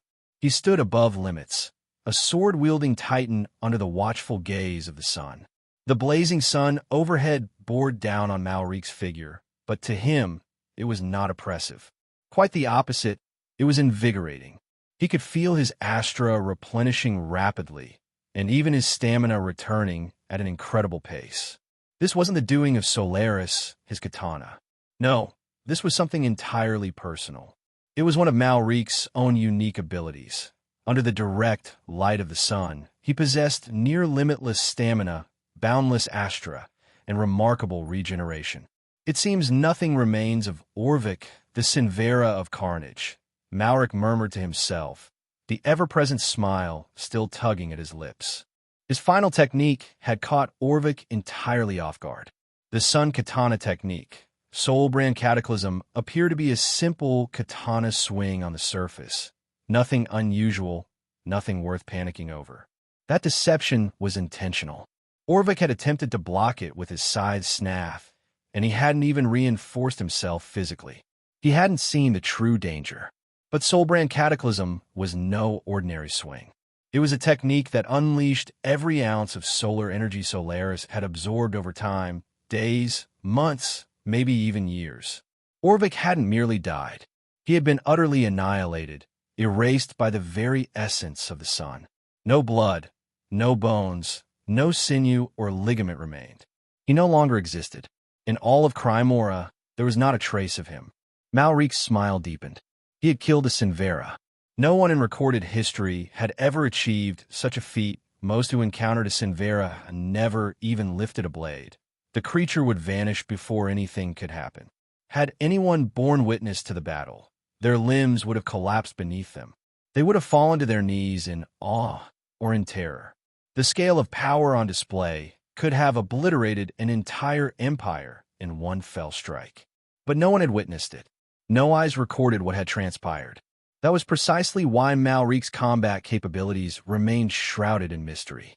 He didn't spar for amusement. He didn't test his strength in front of others. He fought to kill, nothing more, and none of his opponents had ever lived to speak of their battle, just like now. The only person who knew even a fraction of what had occurred was Withenia, and she had been left behind at the first battlefield, the forest, if one could even call a forest now. She had simply been too weak to follow the speed at which they moved, even under the moon's influence. Strong though she was, strength alone was not enough when faced with beings like Malric. Malric still hadn't moved. He stood, unmoving, his gaze fixed on the sun above, while his cerulean blue hair danced in the whispering breeze. He was lost in thought, replaying the battle that had ended mere moments ago. Together, he and Orvik had obliterated an entire forest like it was nothing. Then they raised an ocean, cleaving through its seabed as easily as slicing through warm butter. They created massive sinkholes and ruptured the ocean's floor, redirecting its waters beyond its natural boundaries. His eyes drifted toward the drifting clouds above. He had never before fought while standing on a cloud. But his battle with Orvik had taken him there, to weightless vapors that shouldn't support a body. Yet through refined astral control, he had stood atop them as though they were solid ground. Did I kill Orvik too quickly? Malric wondered. To him, the fight had ended far too soon. But he also knew that Orvik had intended for a swift battle once the sun rose, not because he feared the sun, but because he didn't want to attract a crowd and find himself at a disadvantage. I wonder when the next Sinvera will appear. It seems they were watching the youngest true awakening, Malric mused, assembling the fragmented hints in his mind. To him, it was obvious. Asher had shown talent that defied common understanding, and the very next day, the Sinveras had taken action, targeting one of them. Father will be jealous, especially Ender, his spear, Malric thought with a small smirk. He was certain that once this news reached Azerin, the spear named Ender would not remain silent. It would thirst for its own clash against the Sinvera. With that, Malric turned and began walking across the glass-like terrain beneath him with composed elegance. Anyone who saw him at that moment would never guess that he had just fought a battle that teetered on the edge of life and death. He moved as if he were returning from a pleasant stroll through a garden. No injuries, no sweat, no blood, not even a tear in his garments. Not a speck of dust marred his form. Throughout the entire battle, Orvik had only managed to land a single blow, through a sneak attack by extending his scythe unexpectedly. And with that, Malric vanished in a streak of radiant golden-orange light. In another location, thousands of kilometers away from the battlefield where Malric and Orvik had fought, Withenia could be seen dashing forward, her form crossing great distances in the blink of an eye as she exceeded Mach 7 through sheer physical speed.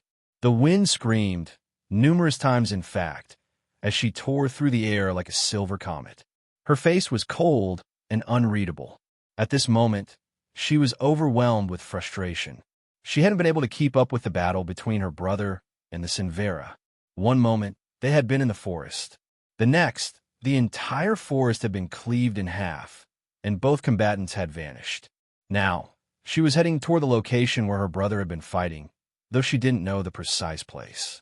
Every wargrave, however, was marked by a unique identifier, allowing them to track one another across vast distances, just like how Asher had been marked during the True Awakening. Withenia's thoughts swirled in a storm of uncertainty. Her mind was already preparing for the worst. Could her brother defeat such a being? She knew Malric was immensely powerful, far beyond most. But could a man who was barely 30 years old truly overcome a monster that might have existed since ancient times? Her heartbeat quickened. Lunar energy pulsed from her body, and silver rays bloomed into existence, bending light and distorting the air. She no longer cared about conserving her energy. With a detonating boom that shattered the sound barrier, she shot forward in a streak of silver light. She wanted to call their father, Azerin, for help, but she knew Malric wouldn't approve. But just as she prepared herself for the worst, a voice echoed in her ears, smooth and teasing. "Hey sis, what's got you so worked up? Your eyes could freeze the entire empire." A man with windswept blue hair and piercing blue eyes appeared beside her in a blur of golden-orange light, effortlessly matching her speed through pure physical force. It was Malric. Hearing his voice, Withenia's speed immediately dropped. Her feet skidded to a thundering halt, causing a ripple of force to explode around her. Her lunar energy dissipated in an instant as her black eyes locked on her brother's form. She let out a long, relieved sigh. He was standing there, without so much as a scratch on him, not a speck of blood, not a tear in his garments. He looked far too perfect for someone who had just fought an abomination. What happened?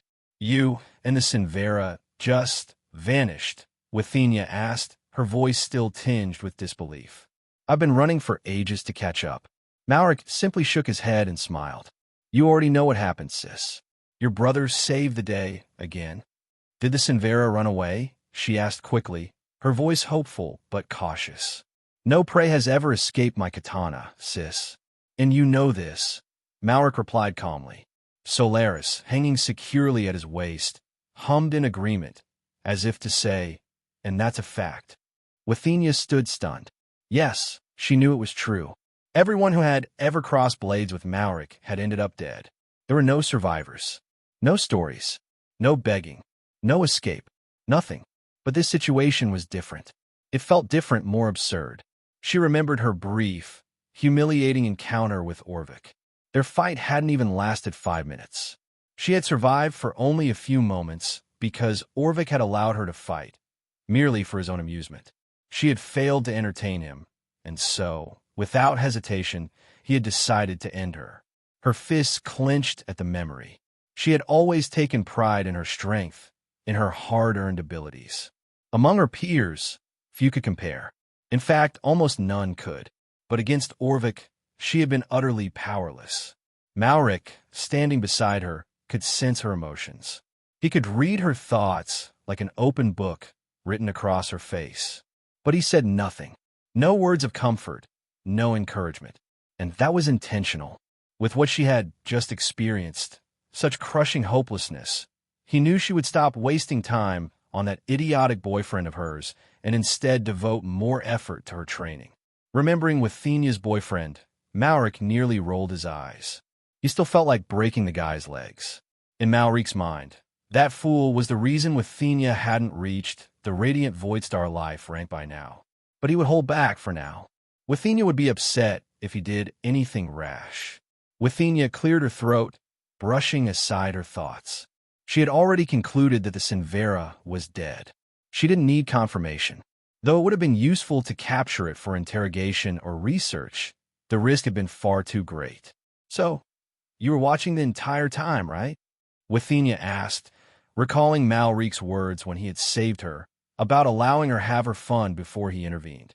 Malric simply nodded, beginning to walk with unhurried, confident steps. Withenia fell into stride beside him. How did you even get here? She asked after a moment. You appeared right beside me like you teleported. She had always wondered about that ability. She knew her brother could somehow teleport. He'd demonstrated it more than once, but no matter how she thought about it, she couldn't figure out how it worked. She had even asked their father once, but Azarin had flat out refused to tell her anything.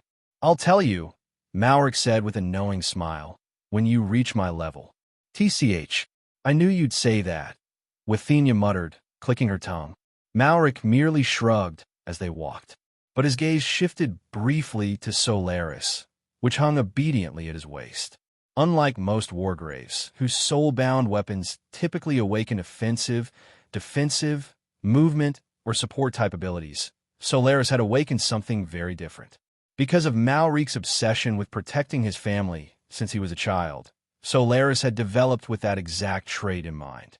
Whenever any of Malric's loved ones, whether siblings, uncles, aunts, his parents, even loyal servants, were about to be placed in danger, Solaris would immediately alert him. It didn't matter where they were in the world. However, the ability was precise. It only responded to events that carried fatal consequences or the potential for permanent harm.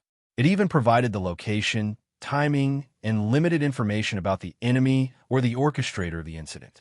In simple terms, before Withenia had even left the Wargrave estate, Malric had already known what would happen. He had been waiting for the right moment.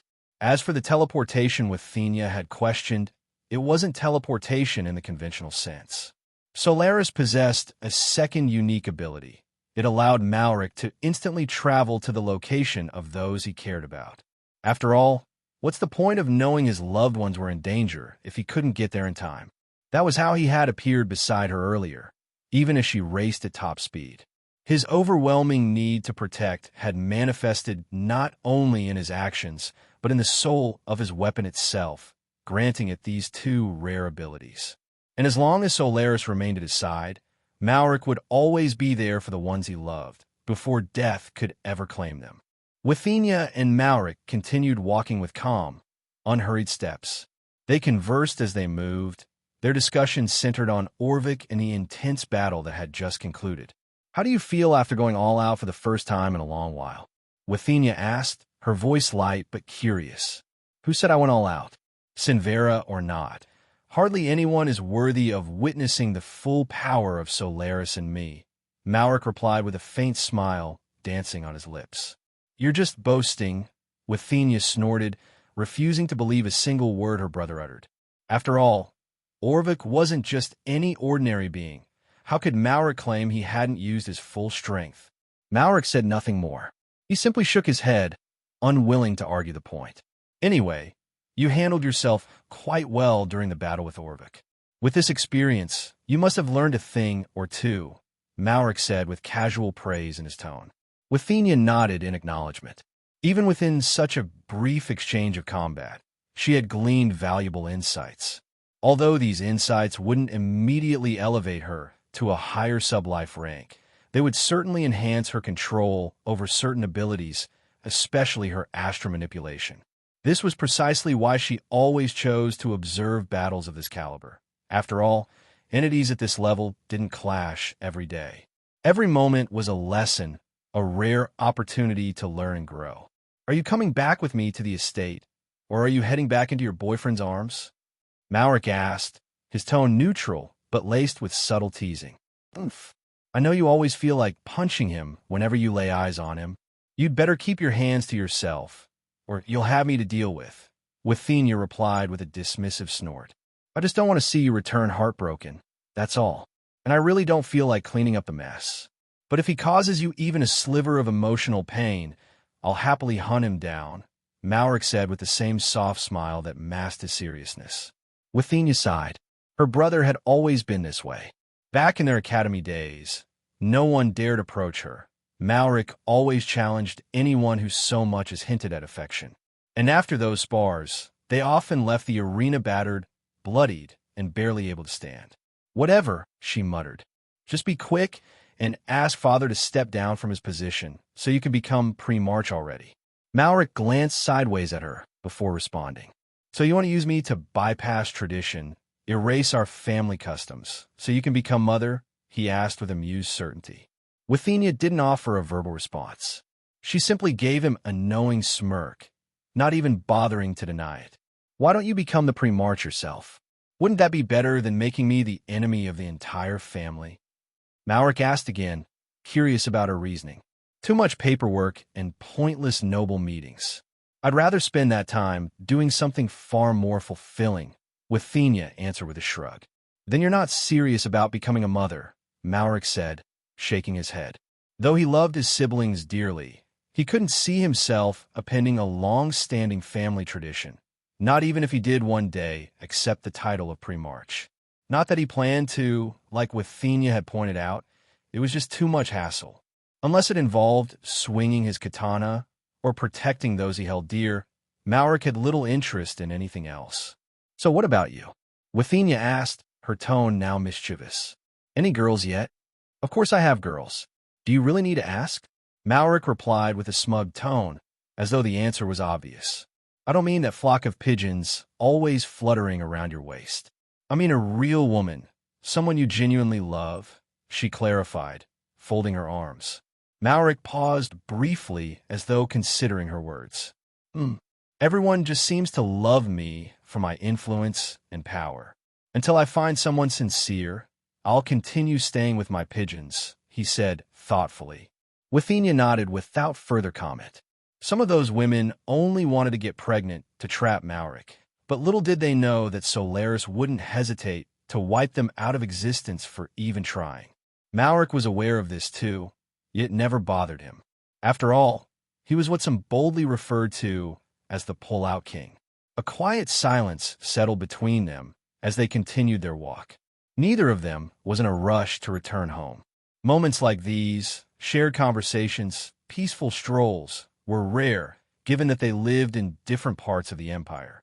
Even during the youngest's true awakening, they hadn't truly taken time to speak like this. Do you think another Sinvera will come? Withenia finally asked, breaking the silence. Malric didn't respond immediately. Only the sound of their footsteps echoed in the open space as he considered the question. Finally, after a few moments, he said, I'm not entirely sure. But if I were to guess, I'd say there's about a 30% chance that they will. Withenia nodded. Why do you say so? Well, Malric began, his voice steady and reflective. The Sinvera, as powerful and sentient as they are, experience emotions like fear and happiness, but I'm not entirely convinced they understand love. Perhaps there's a sense of camaraderie among them, since they've known each other for centuries, but I doubt they'd rush for revenge. After all, not one of them had ever fallen in battle before, and now one has. But, he continued, it's equally possible that they won't even bother trying to avenge Orvik. Withenia remained quiet, considering his reasoning. It was logical. Still, they couldn't afford to be complacent. Preparations had to be made in case that 30% probability became a terrifying reality. The truth was, they didn't possess enough information about the Sinvera to predict their behavior or abilities with any real accuracy. If they do attack, she said, her voice low, who do you think they'd target? She already had her suspicions, but wanted to hear Malric's thoughts. Malric smiled subtly as he walked. Then, that smile twisted into a confident smirk. Me or father, he said calmly. Withenia had guessed the exact same thing. It would either be Malric or their father, Azarin. After all, the two of them were widely acknowledged as the strongest members of the Wargrave ducal household. The Sinveras wouldn't bother targeting someone weak like her, nor would they waste their efforts on some elders or even the great elders. If they were to strike, they would aim to make it hurt, to carve a deep, unforgettable wound into the Wargrave name. They would seek out those whose loss would shake the very foundation of the household. But before Withenia could voice her thoughts, Malric continued speaking. Or we could both be attacked simultaneously, crippling the power of the Wargrave in a single day. His words made Withenia's thoughts pause. That scenario, she hadn't considered it before. When had anyone ever said that the Sinvera would only target one person? There was no established pattern to their behavior. In fact, no one even knew their precise number, only that there were at least 5 of them. 3 had murdered her grandfather, the former Primarch, and 2 others have been sighted sporadically across various regions and eras over the past few decades. With that many, they could easily split their strength and strike down the 2 greatest threats in a single coordinated assault. Then, they would leave the remnants of the Wargrave clan to be slaughtered by the humans. After all, there was no reality where the Emperor, the Dukes, and the major empires wouldn't pounce the moment the Wargrave's strongest were gone. The opportunity to seize Wargrave resources, territories, and secrets would be too tempting to pass up. The losses would be immense, and the betrayal inevitable. At the end of the day, it's all speculation, Malric said, cutting through the silence once more. We don't truly know their course of action. For all we know, they might retreat and never show their faces again, not until we die on some random battlefield. Yet, deep down, Malric didn't believe any plan the Sinveras made would succeed. He cherished every member of his family, siblings, aunts, uncles, great-aunts, and great-uncles. Each one of them fell under the category of his loved ones. And Solaris, the being bound to him, made it impossible for threats to sneak past his awareness. Once the Sinveras made a plan, Malric would already know about it long before they even carried it out. Such was the nature of Solaris abilities. Unlike others who relied on information networks, formations, or spy rings, Malric needed no such tools. Yet even as he trusted Solaris, Malric acknowledged what he considered a strange loophole, or rather, an oddity in Solaris' abilities. It wasn't a flaw. It was almost like Solaris could see the future in its own way. Withenia had been ambushed many times throughout her life, and every time, Solaris only informed Malric if the danger would result in her death or irreversible injury. It never bothered to warn him about attacks she could survive or recover from. But that raised the question, how did Solaris know? How could it distinguish between wounds that were temporary and those that were fatal? Could it really see the future? Could it analyze cause and effect so deeply that it could predict outcome on its own accord? Malric didn't know. He couldn't explain it, but he wasn't too concerned. In time, he believed he would understand it all. They could still come after me again. I need to get stronger, and I need to do it faster, Withenia thought as she walked beside her brother, her face calm, but her mind racing. I can't keep relying on him. He's already saved me 3 times, and I haven't saved him even once. Malric had indeed saved her twice, and though she was grateful, she wasn't fond of feeling like a helpless princess awaiting rescue from a noble knight. It wasn't her style, but she wasn't stupid enough to tell Malric to stop either. One day, I'll be the one to save Malric, Withenia vowed silently. She didn't know when that day would come, but she believed it would. She believed she could. She found herself imagining Malric's expression the day she finally saved him. That ridiculous smile he always wore, that smug grin that seemed to scream, "I'm the best at everything I do." Maybe it would vanish, even for a moment. Maybe she'd get to see it replaced with real shock, maybe even awe. The thought made her smile without realizing it. "Why are you smiling? Are you looking forward to being attacked again?" Malric asked, narrowing his eyes as he noticed her expression. "You'll understand in the future," Withenia answered cryptically, refusing to share her thoughts. "Oh, using my own tactics against me, huh?" Malric replied with a raised eyebrow. Then suddenly, his head snapped to the side as though he'd sensed something. Withenia immediately raised her guard, her stance shifting subtly as her body prepared to strike without hesitation. She couldn't sense whatever it was Malric had noticed, but if her brother was reacting, then she needed to be ready. "No need to be so tense," Malric muttered. "It's your stupid boyfriend racing here." Withenia rolled her eyes, but remained on alert. "You should break up with him," Malric added coldly. "If I hadn't been here, you'd be dead. He'd just be arriving now to rescue your corpse, assuming he could even fight Orvik for it."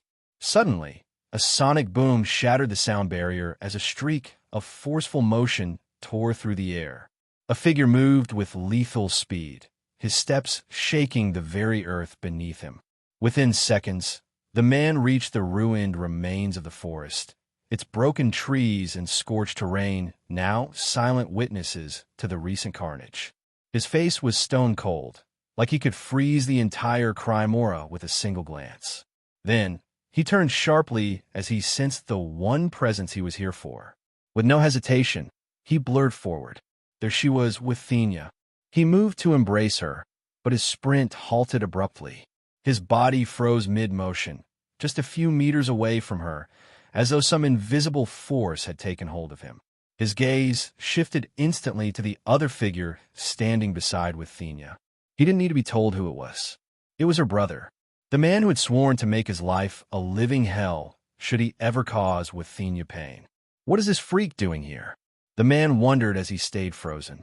"It's been a while, Stravos." Malric's voice echoed, calm but pointed, his smile tight and unreadable. Yet that smile was not the warm one he wore for his siblings. It wasn't the smirk of camaraderie or affection. No, it was the kind of smile a predator wore when it finally caught up to its prey. Stravos couldn't speak. His entire body was frozen in place, restrained not by chains or force, but by Malric's sheer aura alone. Standing at 6 feet 7 inches, Stravos had a lean, agile build, yet that didn't mean he relied solely on speed. No, his muscles were finely compacted, layered with strength that belied his frame. Every inch of his physique was honed for power and movement. He had white hair that shimmered beneath the sunlight, and his eyes were a stark contrast, deep black, like polished obsidian. Hanging at his waist was his weapon of choice, a saber, its hilt engraved with faint runic etchings. Just like Withenia, his girlfriend, Stravos was also at the Voidstar life rank. He and Withenia had been dating for over 3 years now. But throughout all that time, Malric had never once approved of their relationship.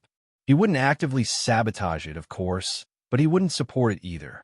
Instead, he lingered like a disapproving guardian, observing from a distance like a brooding father rooster. "Brother, stop bullying him," Withenia said from the side, her voice laced with exasperation and fondness.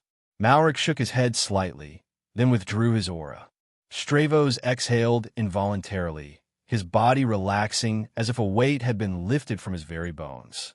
He turned toward Malric briefly, then immediately wrapped Withenia in a firm embrace. "What happened?" "Your maid told me you were in danger. I got here as fast as I could," Stravos said, holding her hands tightly in his. Malric simply stood off to the side, wordless and relaxed, fading from the central figure of the moment to an idle observer, as if he had never been involved. Stravos didn't have all the details.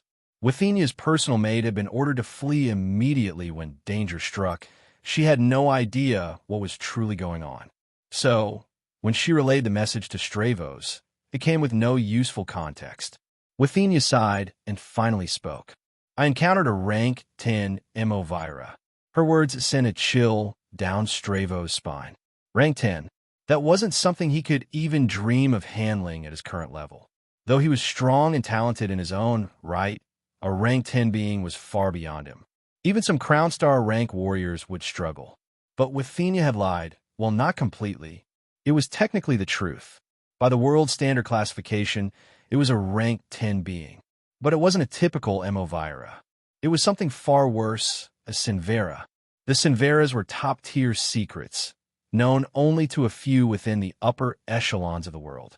Although Withenia would have loved to share everything with Stravos, some truths were better left untold, for his sake and hers.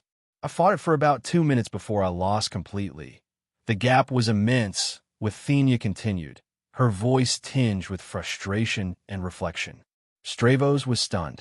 He couldn't believe she'd even dared to fight something of that caliber. If he had been in her position, he would have fled without hesitation. Not because he was a coward, far from it, but because he understood reality. There was simply no chance of winning against a rank 10 Emovira. His odds of survival were better if he ran and hid far away. But Withenia had done the opposite. She had stood her ground, knowing there was no escape. She had chosen to fight, even when death loomed. I don't know whether to call you brave or stupid. Don't you know you should have just run? Stravos asked, shaking his head. It wouldn't have mattered. Can I even outrun something like that? Withenia replied, her sigh heavy with resignation. My brother was the one who saved me and killed it. If he hadn't arrived when he did, I would have died, she added quietly. Stravos turned to Malric, who still stood silently off to the side, expression unreadable. He killed a rank 10 Emovira. Stravos thought in disbelief. He had always known that Malric was powerful, possibly even at the Radiant Soulstar life rank, but he had never dared believe Malric might have already surpassed Azarin. TSK. Just how strong is this guy? Not even a single scratch. Not even a torn hem on his clothes, Stravos thought, his eyes narrowing as he clicked his tongue. Though he never voiced it aloud, deep down, Stravos admired Malric immensely. The man was talented, extremely smart, protective, and renowned. He was practically living the ideal life that Stravos worked tirelessly toward every single day. His eyes finally scanned the battlefield around them. What remained of the forest was an utter ruin. Trees felled like wheat beneath a scythe, sword marks gouged deep into the earth, splitting the terrain into jagged fissures. Trenches and ravines tore open across the land, and sinkholes yawned like hungry mouths. Can even a rank 10 cause this kind of destruction? Stravos wondered. He'd always heard that rank 10 beings could raise empires, but seeing the aftermath firsthand, especially if it had been mostly a physical battle, was astonishing. I need to spar with him again, Stravos thought to himself. Malric had often challenged him to spars, and always defeated him. But Stravos never minded. To him, it was an invaluable chance to learn the way of the sword from someone undeniably superior. He wielded a saber, while Malric wielded a katana, different styles, but the principles of mastery transcended the weapon. And as a commoner, few had been willing to train Stravos unless he swore loyalty. So, to him, getting tossed around in a spar was a fair price for true experience. Stravos shook off the lingering thoughts and lifted his hand. With a simple snap of his fingers, the air around them cooled, and the temperature dropped significantly. The sun was high overhead, its rays casting down intense heat, but Stravos wasn't about to endure it without reason. Not when he could just adjust the temperature with a thought. This was his ability, ice manipulation. Thank you, Withenia said with a soft smile. Although the heat barely affected her due to her life rank, she still appreciated small, thoughtful gestures like this. I can do that too, Malric thought as he stood off to the side, watching Withenia smile so affectionately just because Stravos had cooled the temperature. He could manipulate the sun and solar energy itself. With zero effort, he could lower the intensity of sunlight in his immediate vicinity and produce the same, if not better, cooling effect. "Let's go home," Stravos said, preparing to lift her in a princess carry and race toward Withenia's estate at top speed. But then Malric's voice echoed from the side. "We have to report to Father, Withenia. You can return to your boyfriend later." Stravos froze in place once more, halted not by aura this time, but by Malric's words. "That's true. I'll meet you later, all right? See you soon," Withenia said, turning to Stravos with a smile before planting a light kiss on his cheek. "See you later, then," Stravos said, nodding as he smiled and stepped back. Withenia walked over to stand beside her brother. Malric glanced at Stravos one last time before speaking with a dry smile. "See you never again, kid."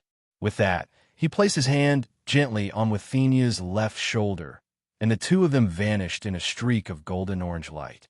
Asher could be seen fast asleep, his body sprawled peacefully across the vast, plush bed. Sun rays filtered into his room gently, their golden light colliding with the thick curtains that refused to grant them full access. His chest rose and fell in a steady rhythm, his breathing calm and composed as he slept like a newborn, uncaring, unbothered, and completely free from the burden of unpaid bills or the horrors the world had to offer. After a bit of tossing and turning beneath the soft covers, he rose into a seated position, his posture slouched and his eyelids drooping heavily. His vision was still blurred with sleep as he sat there, groggy and half lost in a haze between dreams and wakefulness. Slowly, he rubbed his eyes with his fingers and released a soft yawn before stretching his body fully, enjoying every second of the relief that came with the stretch. Following that satisfying stretch, he collapsed back onto the bed with a soft grunt. He had already made up his mind to take things slowly for a day or two. Today was meant to be the final day of his short-lived rest before his rigorous training would resume the next morning. Although he initially told himself that he would rest for just a day, he had given in to the temptation of comfort and extended it to 2. Who knew?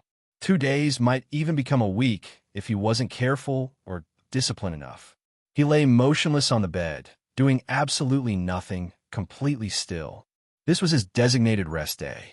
There was no reason to get up from bed, no pressing need to bathe early, and certainly no urgent matters demanding his attention. Though Asher could have simply turned to the wall clock that hung across the room to ascertain the time, he instead chose to rely on his system. "System, what's the time?" he asked internally. "It is 9:07 a.m. host." The feeling of waking up whenever one wants is indeed the ultimate jackpot in life, Asher mused to himself contentedly. In his past life, he had never been a fan of the infamous 9-to-5 jobs. Those jobs required one to wake early, sleep late, and sacrifice most of their personal freedom. It was exhausting, and he had never found any of it to be enjoyable. Being a laid-back, self-employed man or woman was, in his opinion, one of the greatest freedoms a person could experience. "Ugh, my mouth tastes horrible. My morning breath must be absolutely odorous," Asher murmured to himself with a frown. Although he didn't want to get out of bed, he had little choice in the matter.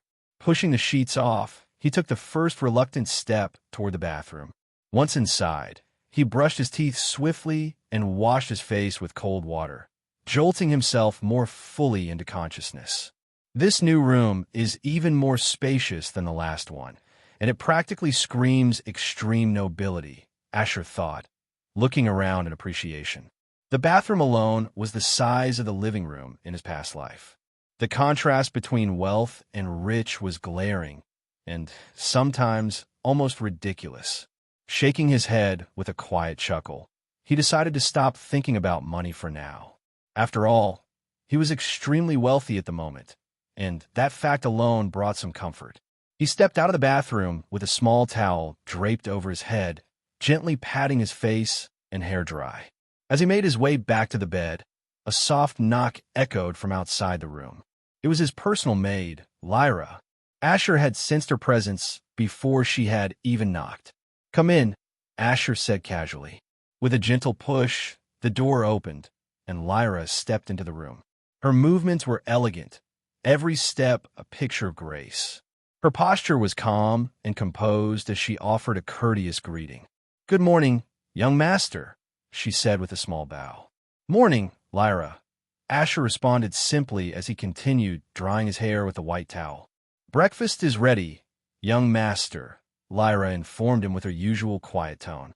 That was one of Lyra's most common lines after greeting him, always reminding him to eat, whether it was morning, afternoon, or evening. Not that Asher minded. Unlike the fictional characters in the novels he had read, who could go months or even years without food, that sort of absurdity wasn't a reality in this world. Even legendary figures like Azarin and Malric still ate regularly. They were human, after all.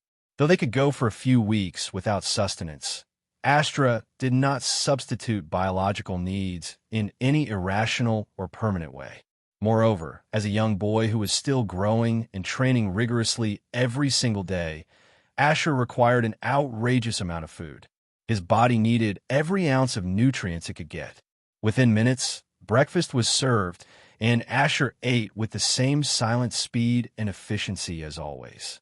After finishing, Lyra cleared the table and stood quietly outside the room once more, waiting for any further instructions.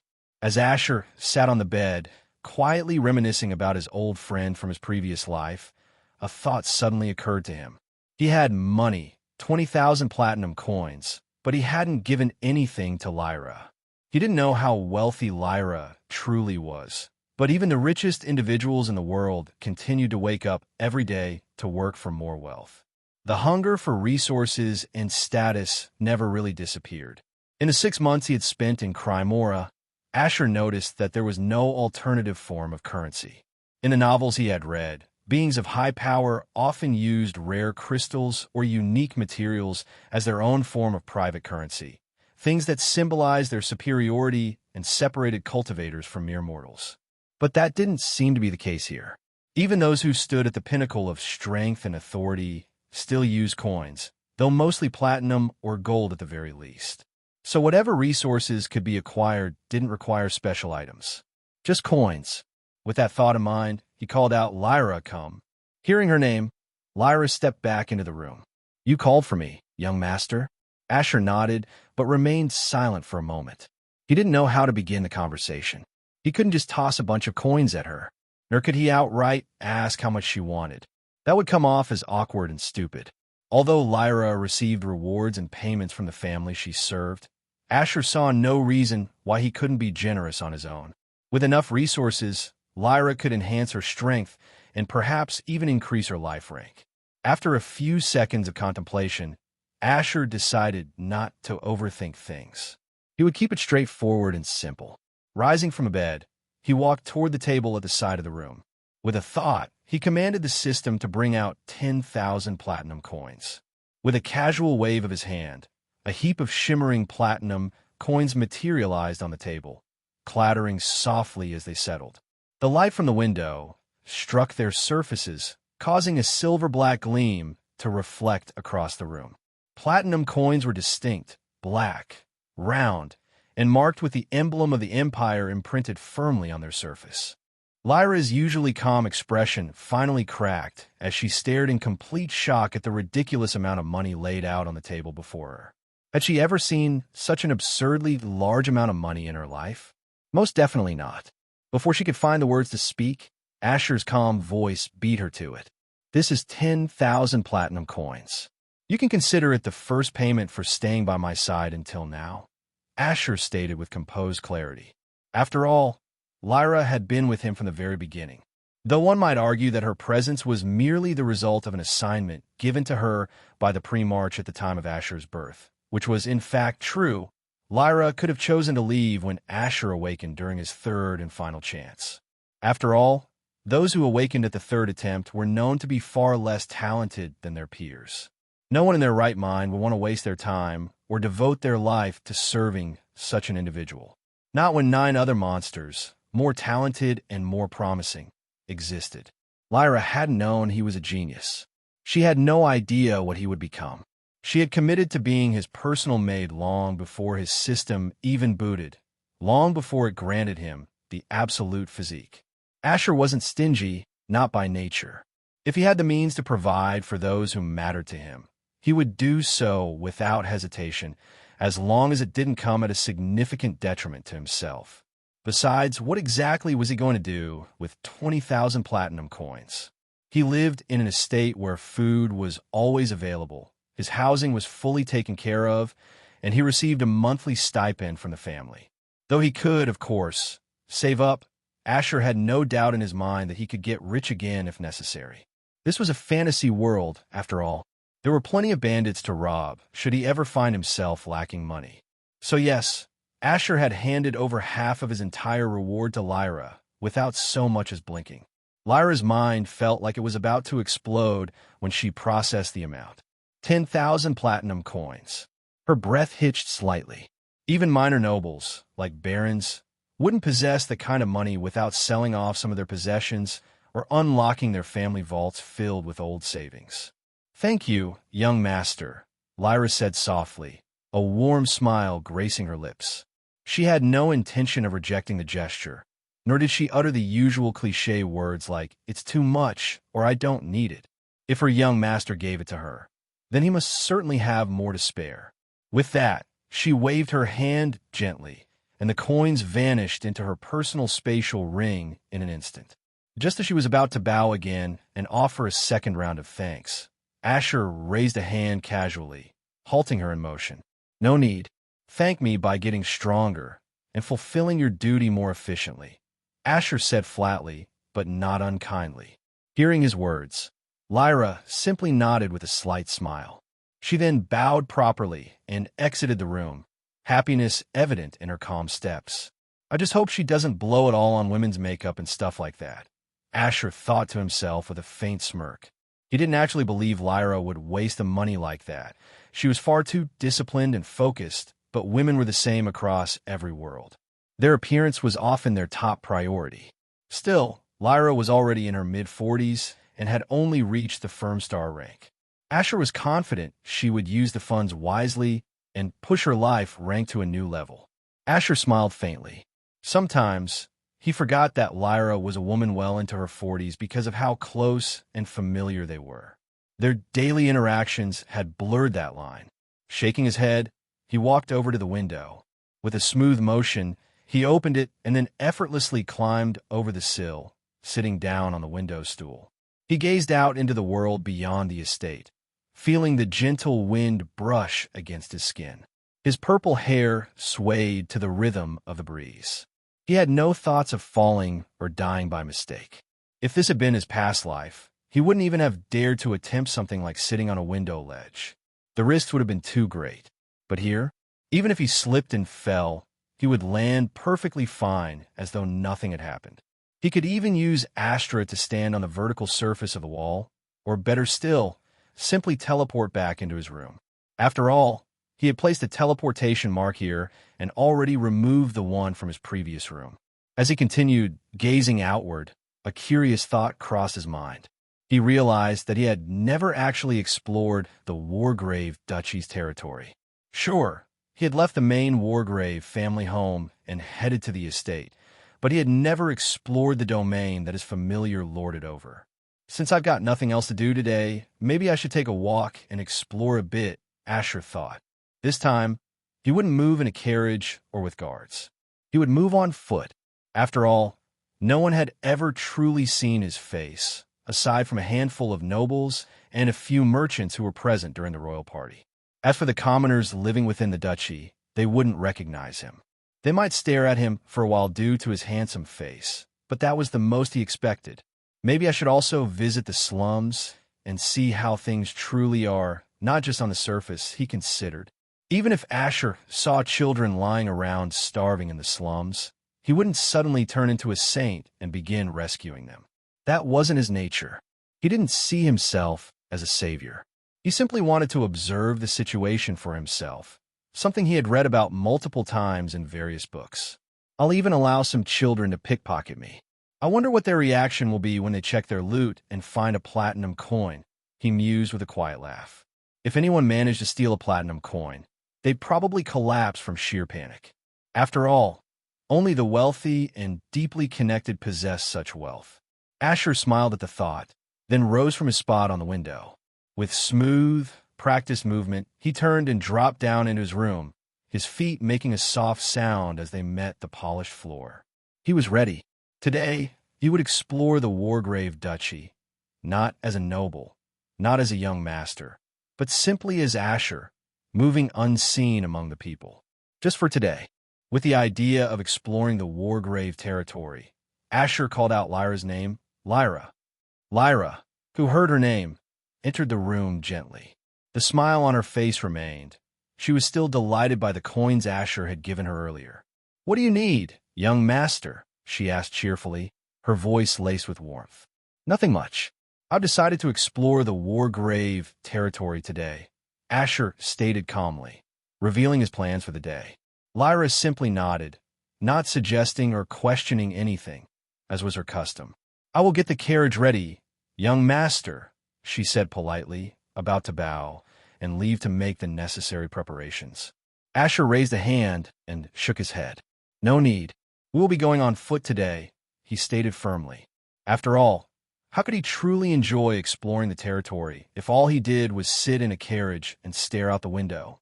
Lyra paused for a second as she processed Asher's words, then nodded slowly before asking, "Do you need me to prepare anything, young master?" "Just prepare some simple clothes and a cap for me," Asher responded with a small nod. "As you wish, young master," Lyra replied, acknowledging his request. He continued, "Also, just like in the capital, you will wear normal clothes. But this time, you'll follow me from a distance. Prepare some knights as well, specifically the ones I traveled to the capital with. All of you will follow from afar while dressed in ordinary clothes." Although he was now somewhat strong, Asher wasn't foolish enough to wander around without adequate security, unlike certain arrogant nobles. Since his family had knights, it would be senseless not to use them. Lyra nodded once more and stepped out. Within minutes, she returned with a simple white shirt, brown trousers, a brown cap, and black boots. Asher nodded in approval and dressed himself. Lyra had already gathered the knights, each of them now dressed in inconspicuous clothing, their weapons securely stored in their space rings. With everything set, Asher stepped out of his room, his gait steady and purposeful, heading straight toward the Wargrave gates without pausing at any other location. As he walked, his keen senses picked up a familiar figure. It was the ninth son, Thaurik. As the two approached one another, neither spoke. They simply exchanged neutral gazes and walked past each other in silence. Thaurik didn't utter a single word or give any indication of acknowledgement. He walked past Asher as though the young man didn't exist, and Asher did the same. The hate and anger in his eyes have suddenly vanished, Asher thought as he walked by Thaurik. The boy's demeanor had certainly changed. Asher shook his head slightly and continued toward the gate. Along the way, maids and butlers bowed deeply, their bodies bent in perfect form, greeting him respectfully.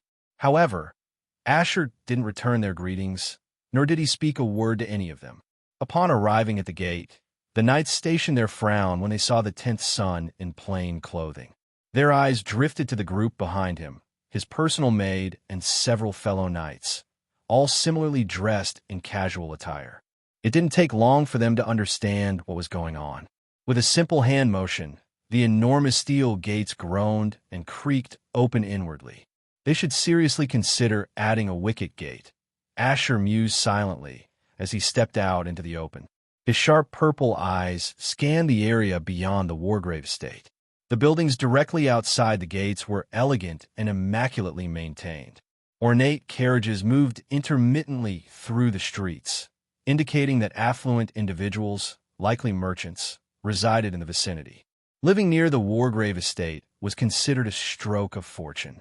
In the event of any major threat, such as a monster invasion, those nearby would benefit from the estate's formidable defenses. Many of these merchants also made every effort to foster a favorable relationship with the knights stationed at the Wargrave Gate. Asher could sense the presence of powerful individuals within some buildings, beings with immense but suppressed auras. It was evident that individuals of high life rank also chose to reside close to the Wargrave estate regardless of their strength. He walked forward silently, his demeanor calm and composed. To passers-by, he might have looked like a young man exploring Wargrave, but his tall stature, standing at 6 feet 3 inches, and the deliberate rhythm of his steps dissuaded any assumptions that he was lost. As he delved deeper into the territory, the opulence and presence of designer carriages gradually waned. However, Asher noted that everyone he saw moved about freely and without complaint, each person engaged in their morning routine. Some people were setting up their shops, preparing for the day's sales. Apparently, nobody opened their stalls at the break of dawn or as early as 6 or 7 a.m. This time, Asher had no interest in buying clothes or sampling food at every stall. His intention was simply to observe how the common people carried out their daily lives. Though he wore a cap and simple garments, they did little to hide the natural charm of his physique. He still drew the occasional glance, though nothing too intrusive. Asher came to a stop in front of a building, his eyes settling on the sign mounted on the wall. It was a bar. Seeing it, Asher pushed open the door and stepped inside. A wave of pungent ale stench assaulted his nostrils. With his heightened senses, the smell multiplied tenfold in intensity, but he made no outward reaction. Immediately afterward, a flood of loud chatter overwhelmed his ears. The bar was filled with men of various sizes, all engaged in lively conversation. Each held a wooden cup filled with ale or some other form of alcohol, which they raised in toasts before downing with hearty laughter. Scattered among the crowd were women and a few men, carrying trays as they weaved between tables, serving ale as though it were an endless resource. The interior was dimly lit, with wooden tables stained from years of spilled drink and reckless cheer. The atmosphere was chaotic, yet strangely comforting. In this place, no one cared who you were or where you came from. Everyone was simply here to drink, laugh, and forget the world outside. Asher was momentarily stunned by the sight before him. It was still only 11 a.m., yet these men were already gathered, drinking without a care in the world, as though they lived in a perpetual state of bliss. Weapons could be seen resting on the tables, hanging at their waists, or strapped to their backs. It seems they've been here since last night, Asher mused, glancing around at the shattered wooden cups strewn across the floor and a few left abandoned atop the tables. I wonder if they could outdrink dwarves, he thought absently. But dwarves didn't exist in this world, so there was no way to truly know. With that idle thought, he walked towards the counter with steady, composed steps. Behind it stood a bartender, wiping a wooden cup with a black towel in hand. Who? A new face. Where did such a young and handsome man emerge from? The bartender asked with a smile. As the owner of the bar, one that attracted a steady stream of income and an endless flow of customers, he was familiar with nearly every commoner man in the Wargrave territory. Most had come in for a drink at least once or twice. I'm new. I'm considering relocating to the Wargrave ducal territory. I came from a barony territory far to the east. There were frequent monster invasions in the village I lived in, and the death count kept climbing each day. So I left, hoping to settle here. I don't want to die, Asher replied smoothly, crafting a backstory on the spot with such ease it felt second nature, almost as though lying was an instinct. He moved and took a seat in front of the counter without asking for permission, not that he needed to. Ooh, monster invasions are all too common these days, and deadly for nobles who lack guards to keep the threats at bay, the bartender said with a sigh, setting the cup down and picking up another to clean. But at least now you're in the Wargrave ducal territory. No beast or monster would dare invade here.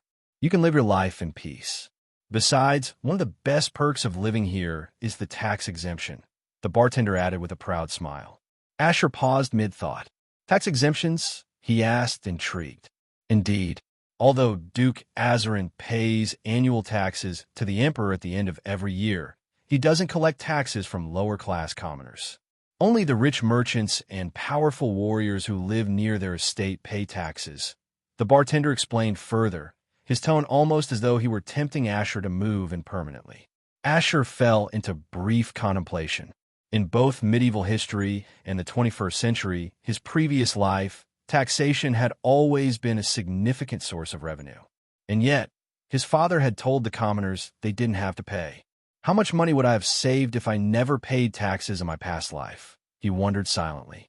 Father probably collects taxes from the merchants and warriors since they're essentially using him as a protective wall, Asher concluded. He continued listening as the bartender talked on, although in truth, Asher hadn't asked many questions. The man was simply chatting nonstop, offering bits of information freely and cheerfully. "Give me one medium-sized cup of ale," Asher eventually requested, beginning to feel a touch of thirst. "That'll be 3 copper coins," the bartender replied without missing a beat. "I only have platinum coins," Asher thought with a frown. He didn't carry lower denominations. "System, can you help me out here?" Asher asked mentally. As though exhaling mechanically, the system responded. "1 platinum coin has been converted into gold, silver, and copper coins." "You're the best, system," Asher thought with a small grin. "No problem," he replied to the bartender aloud, placing 3 copper coins on the counter. The bartender nodded in acknowledgement. Suddenly, the cups he had been cleaning floated into the air without him lifting a finger. They arranged themselves neatly on the shelf behind him. Then, another cup floated towards the barrel beside him. The faucet turned by itself, and ale began pouring into the cup. Asher watched with mild awe. He hadn't encountered someone with telekinetic abilities before. Within seconds, the cup settled in front of him, filled to the brim with frothy ale. "Nice ability," Asher commented, lifting the drink and taking a sip. While it wasn't a high-tier brew, he had no complaints. "It is," the bartender said with a sigh. "Too bad I have many limitations. If not, I might have had the chance to become a warrior." Asher offered a small smile, but didn't probe further. The bartender had deliberately avoided revealing the nature of those limitations. After all, who would speak openly of their weaknesses to a stranger? "What about you? What ability do you have?" the bartender asked curiously. "I failed my awakening. Sadly, I'm just a normal person," Asher replied, letting out a sigh for effect. The bartender simply nodded and returned to his duties. Asher had lied, of course. In fantasy tales, bars like these were often hubs where information was traded, sometimes openly, other times subtly. He had noticed another compartment behind the shelf where the bartender had retrieved the cup earlier. But he said nothing. It wasn't his concern. Around him, the men and women drinking continued to chatter and drink freely. Soon, their conversation shifted towards him. They spoke of the 10th son, of him. They discussed his awakening as though they had witnessed it firsthand. Some even claimed he had faced Emovirei, creatures Asher himself had never seen. They described how he had returned uninjured after slaying every monster and Emovirei thrown his way. Asher wasn't surprised these rumors were already circulating. The maids who saw him return from the true awakening must have shared their stories with siblings, friends, or even strangers. And, as usual, details were likely exaggerated and embellished along the way. Asher shook his head and rose from his seat. He placed 4 copper coins on the counter instead of 3, the ale's listed cost. "That's for the information," Asher said, his tone casual. Though he was far too wealthy for a mere 1 copper tip, the identity he had fabricated portrayed him as a poor traveler in search of where to settle. The fact that he even tipped was, in itself, a miracle given that persona. The bartender smiled, collecting the coins and sliding them into a compartment beneath the counter. "Next time, young man," he said warmly. Asher nodded and stepped out of the bar, the door closing gently behind him. He had gathered a good amount of information about the Wargrave territory, all from one casual drink and a chat. As Asher stepped out of the bar, another wave of noise slammed into him, loud and chaotic, filled with the sounds of life and activity. He simply turned in a random direction and began to walk. There was no particular destination in mind. Behind him, he could feel the lingering gazes of his 5 guards and Lyra. Their presence was silent, but unmistakably felt. They hadn't followed him into the bar, having sensed earlier that there wasn't anyone present who posed a threat significant enough to endanger the 10th son. Asher walked calmly through the bustling streets. By now, it was already midday, the sun blazing directly overhead in all its radiant glory. Children ran around joyfully, laughter trailing behind them as though they had no responsibilities in the world. And indeed, they didn't. Isn't there a school these children are supposed to attend, or something? Asher thought as he moved forward, his eyes casually following their carefree movements.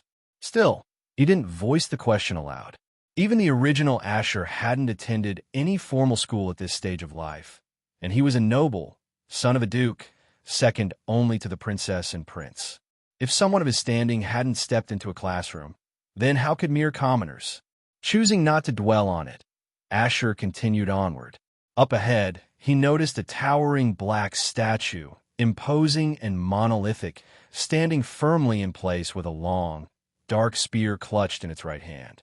He approached it and came to a halt, gazing up at the statue, pondering what such a structure was doing there. Oddly, the figure's face bore no definite, distinct features. It was almost blank. Just as Asher was about to turn away and continue walking, a voice suddenly echoed from behind. "It seems someone came at the same time as me today," a female voice said softly. Asher turned, his purple eyes landing on a woman who appeared to be in her 40s.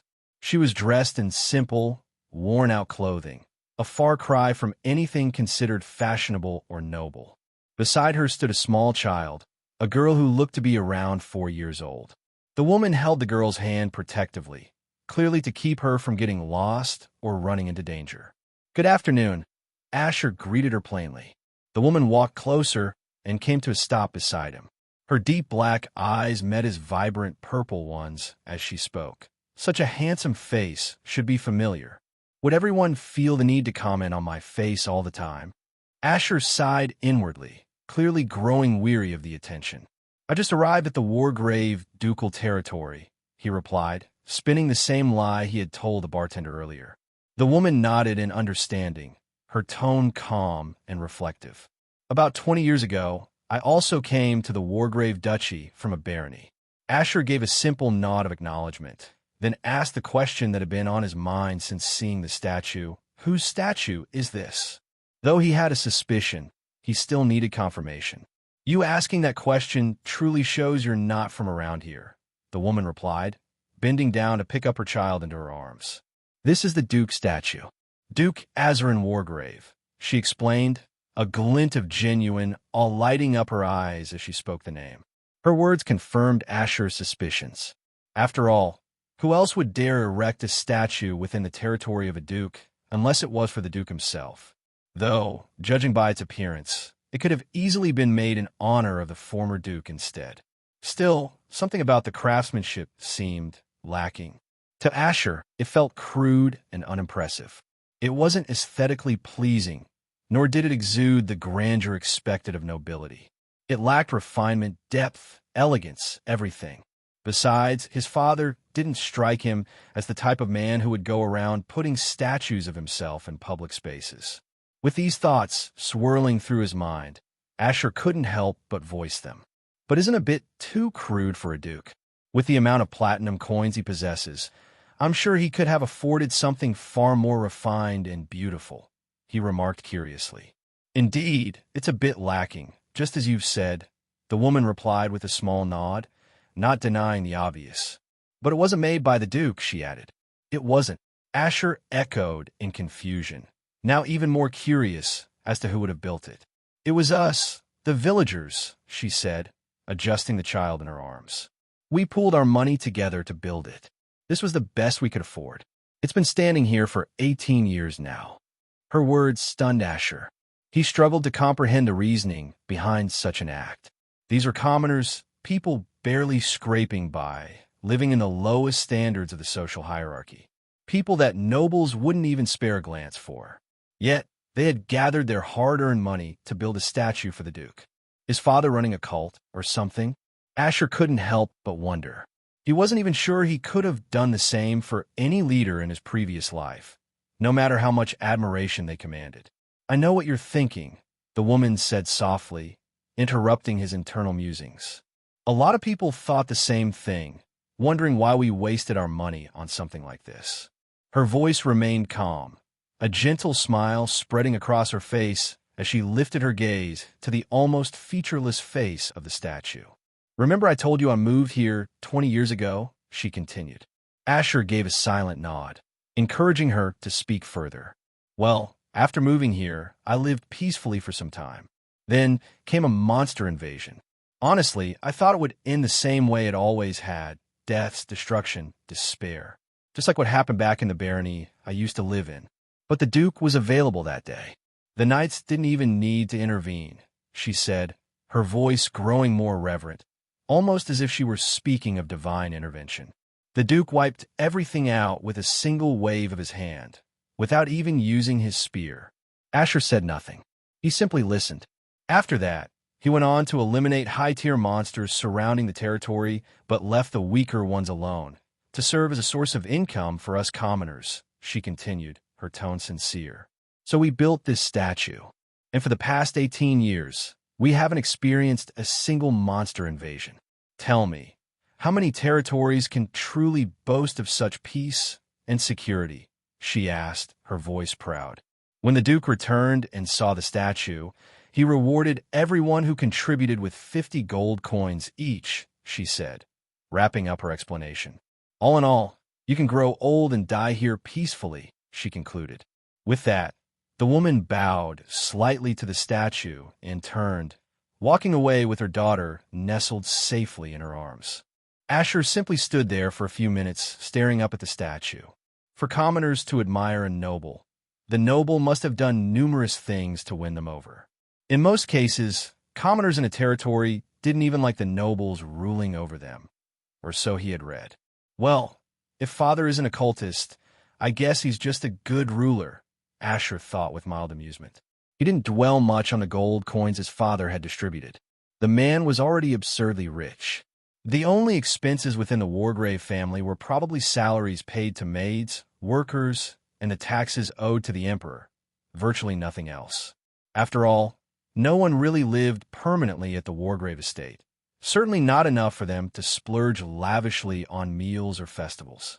Asher began to wonder how long a commoner would have to work just to earn 50 gold coins.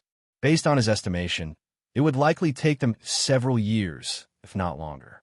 Shaking his head, he turned away from the statue and continued walking. Along the way, he noticed a few children bumping into him, seemingly by accident. But with his sharp perception, Asher could clearly see their small, nimble hands reaching deftly into his pockets.